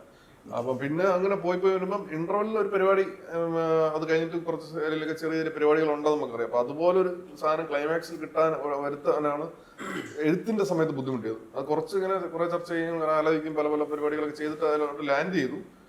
ലാൻഡ് ചെയ്ത് കഴിഞ്ഞിട്ട് അതിലങ്ങനെ ഭീകരമായ മാറ്റങ്ങളൊന്നും ഉണ്ടായിട്ടില്ല. ചെറിയ ഡയലോഗ്സിൽ ചെറിയ ഇതും പരിപാടികളും ഇതൊക്കെ വന്നു. പിന്നെ ചെറിയ ചെറിയ കൂട്ടിച്ചേർക്കലൊക്കെ വന്നു. അല്ലാതെ അതിന്റെ ബേസ് സ്ട്രക്ചറിൽ പിന്നെ അതിനകത്ത് ചെറിയൊരു പ്രശ്നം ഉണ്ടായിരുന്നു. അത് ഇപ്പൊ എനിക്ക് പേഴ്സണലി ആണെങ്കിൽ എന്റെ മൈൻഡിൽ അതിനകത്തൊരു സ്ട്രക്ചർ ഉണ്ട്. അതായത് ഇപ്പൊ അതിനകത്ത് ഒരു പിന്നെ എഡിറ്റിംഗിൽ ഒരു പാറ്റേൺ ഫോളോ ചെയ്യുന്നുണ്ട് ആ സമയത്ത്. അതേപോലെ മ്യൂസിക്കിൽ ഒരു പാറ്റേൺ ഫോളോ ചെയ്യുന്നുണ്ട്. അപ്പൊ ഇതെല്ലാം കൂടെ ചേർന്ന് ഒരു ഓഡിയോ വിഷ്വൽ ഒരു മിക്സ്ചറാണ്. അപ്പൊ ഇവന് പോലും അത് കറക്റ്റായിട്ട് അത് വർക്കാവുന്നൊരു സംശയം ഉണ്ടായിരുന്നു. പക്ഷെ എന്ന് പറഞ്ഞാൽ അത് വേറെ ആൾക്കാരിലോട്ട് അത് കൺവേ ചെയ്യാൻ ഇച്ചിരി ബുദ്ധിമുട്ടുണ്ട് ആ സീക്വൻസ്. അത് മറ്റേ നമുക്ക് പേപ്പറിൽ അതിന് പൂർണ്ണമായ ഇമ്പാക്ട് ഉണ്ടാക്കാൻ ഇച്ചിരി ബുദ്ധിമുട്ടുണ്ട്. നമ്മുടെ മൈൻഡിലെ ഇത് ചെയ്തുള്ളൂ. പക്ഷെ അതിനകത്ത് വേറെ അങ്ങനെ ആരും അതിനകത്ത് ഇടപെടുകയോ അല്ലെങ്കിൽ അതിനകത്ത് മാറ്റം വരുത്തണോ അങ്ങനെ ഒരു ഇതൊന്നും വന്നിട്ടില്ല. പക്ഷെ അത് എടുത്ത് ഒരു റഫ് പിന്നെ നമ്മളൊരു മറ്റേ സ്പോട്ട് എഡിറ്റ് ഒക്കെ ചെയ്ത് കഴിഞ്ഞപ്പോൾ എല്ലാവർക്കും അതിനകത്ത് സെറ്റായിരുന്നു. പ്രത്യേകിച്ച് പിന്നെ ഒരു കാര്യമുണ്ട്, ഞാനാണെങ്കിൽ പാട്ട് പ്ലേസ് ചെയ്യാതെയാണല്ലോ ഇത്, പാട്ട് പിന്നെയാണ് വരുന്നത്. അപ്പൊ അല്ലാതെ തന്നെ ആൾക്കാർ സെറ്റായിരുന്നു. പിന്നെ പാട്ട് കൂടെ വന്നപ്പോഴത്തേനാണ് കറക്റ്റ് ഇമ്പാക്ട് ആൾക്കാർക്ക് മനസ്സിലായത് എന്താണ് ഉദ്ദേശിക്കുന്നത് എന്നുള്ളത്. ഭാഗ്യമായി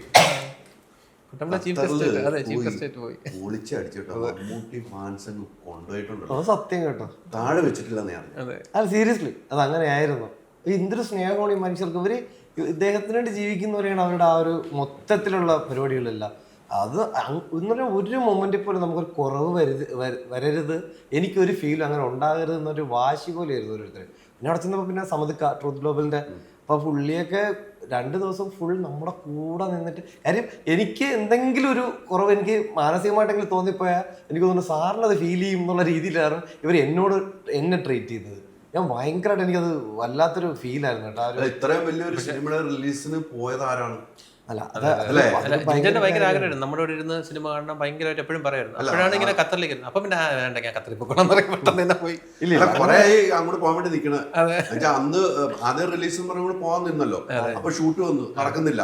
എന്റെ അടുത്ത് ഷൂട്ട് വന്നു, ഷൂട്ടുണ്ട്, അങ്ങോട്ട് പോകാൻ പറ്റും. അപ്പൊ വിഷമായിരുന്നു ഭയങ്കര വിഷമായിരുന്നു. ഞങ്ങൾ സംസാരിച്ച നല്ല സങ്കടം ഉണ്ടായിരുന്നു. ഞാൻ എന്ത് കൂടത്തോളം ചെയ്തിട്ടായാലും ഞാൻ കളയിട്ടുണ്ട്. 4 വർഷം അങ്ങനെ റിലീസ് മാറ്റിച്ച് ഏതൊക്കെ സ്ഥലങ്ങളിലൊക്കെ പോയി പോയി പരിപാടി വഴിപാടൊക്കെ ചെയ്ത് അങ്ങനെ ആ യാത്ര ക്യാൻസൽ ചെയ്തു. അങ്ങനെ റിലീസ് മാറ്റി വെച്ചിട്ട് മമ്മൂക്ക ഇവിടെ തന്നെ ഇരുന്നു പുള്ളിയെ പോയി. അത്രയും വലിയ കളിയാണ് കളിച്ചത്. അത് ശരിയാണ്. മമ്മൂക്ക എവിടെയാ പോയി? അല്ല, ഭയങ്കര ഇത് നമ്മുടെ കൂടെ ഇരുന്ന് കാണണം, ഭയങ്കര ഇമോഷണലി ഒക്കെ തൃശ്ശൂർ സംസാരിക്കാൻ. തൃശ്ശൂർ ഏതൊരു ഭാഗത്ത് പോയി എന്തൊക്കെയോ വിളിച്ചിട്ടുണ്ട് അല്ലേ? പത്തനംതിട്ട ഭാഗത്ത് പോയി വേറെ രീതിയിൽ ഓപ്പറേറ്റ് ചെയ്തു. 2 സ്ഥലത്താണ് പിടിച്ചിരിക്കുന്നത്. സ്ഥലങ്ങളിൽ പോയി operate ഫലം കണ്ട് അയ്യോ അത് ഭയങ്കര ഏതാ ഫലം കണ്ടത്? ഡബിൾ വല്ലാത്തൊരു അനുഭവം എന്തായാലും. എന്റെ ഫസ്റ്റ് ഇന്റർനാഷണൽ ട്രിപ്പാണ്. അതെ. അത് ഇത് ഇങ്ങനൊരു സാറിന്റെ പേരിലൊരു സംഭവമായാലും എനിക്ക് അതിഭീകരമായിട്ടൊരു സന്തോഷമുണ്ട്.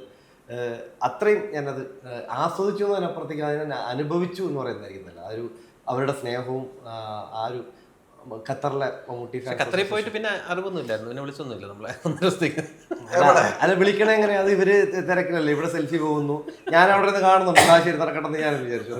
കുറച്ച് ചോക്ലേറ്റ് കൊണ്ടുവരണോ, അത് കഴിഞ്ഞാണ് പിന്നെ വിളിച്ച് എടുക്കാത്ത. അല്ല, പക്ഷെ യമൻ കൊണ്ടുവരണം എന്ന് പറഞ്ഞ കാര്യം നമുക്ക് പുറത്ത് പറയാൻ പറ്റില്ല. ഞാൻ നല്ല സാധനം കൊണ്ടുവന്നത്, നല്ല സാധനമാണ്, ക്വാളിറ്റിയുള്ള സാധനം, ക്വാളിറ്റി ഉള്ളതാണോ? ക്വാളിറ്റി ഉള്ളത് കൊണ്ടുവരികയും ചെയ്തു. അതിൽ ഞാൻ വേറെ ഒരു പകുതി ആളിനകത്താണ് ഞാൻ പ്രസന്റ് ചെയ്യാൻ വേറെ കൊടുക്കാൻ പറ്റുന്ന സാധനത്തിന് റൂമിൽ വന്ന് ഞാൻ ഇത് ഉപയോഗിക്കുന്ന ആളൊന്നുമല്ല, എന്നാലും ഇതെനിക്ക് വേണം, ഇതെനിക്ക് പ്രസന്റ് തന്നതാണെന്ന് പറഞ്ഞ് വയ്ക്കാണ്ട് എന്ത് നാണമുണ്ട് ഈ മനുഷ്യൻ. നത്ത് വിടില്ല നത്തുപുത്രൻ. പക്ഷെ അതൊരു ഭാഗ്യമായിരുന്നു. ഞങ്ങൾ ഒരുമിച്ച് ദുബായി പോകാൻ വേണ്ടിയിരുന്നു ആ സമയത്ത്. നമ്മളൊരു വേറെ പ്രോഗ്രാം നമുക്ക് ഒരുമിച്ച് പോകാം. അപ്പോൾ അത് ഷൂട്ട് ഇതെല്ലാം കൂടെ പുള്ളി വിഷമിച്ചിരിക്കുമ്പോഴാണ് ഞാനിവിടെ ദുബായി തിരിച്ചു, പുള്ളി ഇവിടെ ഖത്തറിലാണ്. ഇനിയിപ്പോ ഇന്നലെ പറഞ്ഞ എനിക്ക് ഇനി അടുത്ത യൂറോപ്യൻ ട്രിപ്പ് പോകണം. അയ്യോ, വിളി വിളിച്ച് പറയല്ലേ. അല്ല ഞങ്ങൾക്ക് പറയണ്ടേ, ഇനി അടുത്ത യൂറോപ്യൻ ട്രിപ്പിലേക്ക് കൊണ്ടുപോകണം കേട്ടോ. ആരെയും കൊണ്ടോട്ടെ. ഇനി അടുത്ത പടങ്ങൾ വിജയം ഇങ്ങനെ ഒരു ഭാഗ്യനടനാണ് കേട്ടോ, അതും കൂടെ പറയാം. താങ്കൾ അഭിനയിച്ചു വരുന്ന പടങ്ങളെല്ലാം ഹിറ്റിലേക്ക് പോകുന്നു, എല്ലാം 100 കോടിയിലേക്ക് എത്തുന്നു. കഴിഞ്ഞ പടം ഹിറ്റ് ആയിരുന്നു, ഇപ്പോഴത്തെ പടം ഹിറ്റാണ്, അടുത്ത പടം ഹിറ്റ് ആവും. അടുത്ത അതുപോലത്തെ സിനിമ വരാൻ അല്ലേ? ദിലീപേട്ടൻ്റെ കൂടെ സിനിമ വരുന്നു, അതും ഹിറ്റിലേക്ക് പോട്ടെ. ചെയ്യാൻ പോകുന്ന സിനിമ അതും പാട്രിയറ്റ് ഇപ്പൊ ചെയ്തോണ്ടിരിക്കുകയാണ്. അതും സാറും പിന്നെ വിസ്മയ ലാലേട്ടന്റെ ജൂഡ് ആന്റണി ജൂഡിന്റെ അത് നമുക്ക് തീരുമാനിക്കാം. ഉണ്ടാവും, നിർബന്ധിക്കുന്നുണ്ടോ? എല്ലാം ഉണ്ടാവും, നമ്മൾ ചെയ്യുന്നുണ്ട്. അപ്പൊ അങ്ങനെ കുറച്ച് നല്ല സിനിമകളുടെ ഭാഗമായിട്ട് നിൽക്കുന്നുണ്ട് ഇപ്പൊ. നീ ചെയ്യാൻ പോകുന്ന സിനിമ അതെ അതെ, അതും ജോർജ് ചേട്ടന്റെ ഒക്കെ കയ്യിലൂടെ ഭദ്രമായിട്ട് പോകാനുള്ള ജിതേഷിന്റെ സിനിമ, അതും നല്ലൊരു പ്രൊജക്റ്റാണ്. പക്ഷെ എനിക്കൊക്കെ അഭിമാനമാണ്. നമ്മളെല്ലാം ഈ ഇദ്ദേഹമാണെങ്കിലും ഇവിടെ നിന്ന് വരുന്നു, ജിതീഷ് ആണെങ്കിൽ ഇവിടെ നിന്ന് വരുന്നു, അങ്ങനെ ഒരു ആ ഒരു സന്തോഷം നമുക്ക് വലുതാണ്, വളരെ സന്തോഷമാണ്. നമുക്ക് എപ്പോഴും കാണുന്ന ഒരു വ്യക്തി, പക്ഷെ ആ വളർച്ച നമുക്ക് കാണുമ്പോൾ സന്തോഷം. അന്ന് കാണുന്നു ഇന്ന് കാണുന്നു ഒരേപോലെ എല്ലാവരോടും പെരുമാറുന്ന ഒരു വ്യക്തി. അത് തന്നെയാണ് മമ്മൂക്കാക്കൊക്കെ ഏറ്റവും ഇഷ്ടപ്പെടുന്നത് ഞാൻ മനസ്സിലാക്കുന്നുണ്ട്. അങ്ങനെയുള്ളവരെ മമ്മൂക്ക ചേർത്ത് പിടിക്കും. ആ ചേർത്ത് പിടിച്ചാൽ നമുക്ക് ചേർന്ന് നിൽക്കുമ്പോൾ കിട്ടുന്ന സുഖം ഏറ്റവും വലുതായിരിക്കും. ആ സുഖത്തിലൂടെ യാത്ര ചെയ്യുക. ഈ സിനിമ ഇനിയും തിയേറ്ററിൽ ഓടിക്കൊണ്ടിരിക്കുകയാണ്. സൂപ്പർ ഹിറ്റ് എന്ന് വെച്ചാൽ ഞാനൊരു അവാർഡ് ഷോ നടത്താൻ വേണ്ടി തീരുമാനിച്ചിരിക്കുകയാണ്. ആ അവാർഡ് ഷോ നടത്താൻ ഞാൻ ജനുവരിയിൽ നടത്താൻ വേണ്ടിയായിരുന്നു പ്ലാൻ ചെയ്തത്. അപ്പോൾ എനിക്ക് മമ്മൂക്കായുടെ പടവും കൂടെ ഉൾപ്പെടുത്തി പോകണം. ഡിസംബർ 20-ാം തീയതി നടത്തായിരുന്നായിരുന്നു. കളങ്കാവും കൂടെ എൻ്റെ അവാർഡ് ഷോയിൽ ഉൾപ്പെടുത്തണം. അതിനു വേണ്ടിയാണ് ഞാൻ വെയിറ്റ് ചെയ്തിരുന്നത്. ഇപ്പോൾ കളങ്കാവ് ഇറങ്ങിയിരിക്കുന്നു. പ്രധാനപ്പെട്ട അവാർഡുകളെല്ലാം അല്ല, നമ്മളല്ല അവാർഡ് വെച്ചിരിക്കുന്നത്. അതാണ് നമ്മുടെ അവാർഡ് ഷോയ്ക്ക് വേറെ പ്രത്യേകത. തിരുവനന്തപുരം കാസർഗോഡ് വരെ യാത്രയാണ്, പബ്ലിക് ഒപ്പീനിയൻസിലാണ് അവാർഡ്. അങ്ങനത്തെ വോട്ടിംഗ് ആണ്. ആ വോട്ടിങ്ങിൽ ആരെ നമ്മൾ ഇന്ന ആൾക്ക് അവാർഡ് വേണം ജൂറി അല്ല തീരുമാനം. അപ്പോൾ കളങ്കാവ് മമ്മൂക്കായുടെ സിനിമ എനിക്ക് കഴിഞ്ഞ വർഷം ഇല്ലാത്തതുകൊണ്ട് ഈ വർഷത്തിലേക്ക് ഒരു സിനിമ 24 സിനിമ ഉൾപ്പെടുത്തി പോകണമെന്നുള്ള ആഗ്രഹം, അത് കളങ്കാവും എനിക്ക് ഉൾപ്പെടുത്താൻ കഴിഞ്ഞു എന്നുള്ള അഭിമാനമുണ്ട്. അത് അവാർഡ് നിശ്ചയിക്കുന്ന പൊതുജനങ്ങളാണ്, ഒരു ജൂറിയല്ല, ഒരു ജൂറിയെ വെച്ചുള്ള പരിപാടിയാണ്. അപ്പോൾ അത് സത്യസന്ധമായിട്ട് പോകാൻ വേണ്ടി തന്നെ അങ്ങനെ ഒരു 17 കാറ്റഗറിയിലുള്ള അവാർഡ് പരിപാടിയിലേക്ക് ഞാൻ മുന്നേറുമ്പോൾ കളങ്കാവും ഉൾപ്പെടുത്താൻ കഴിഞ്ഞു.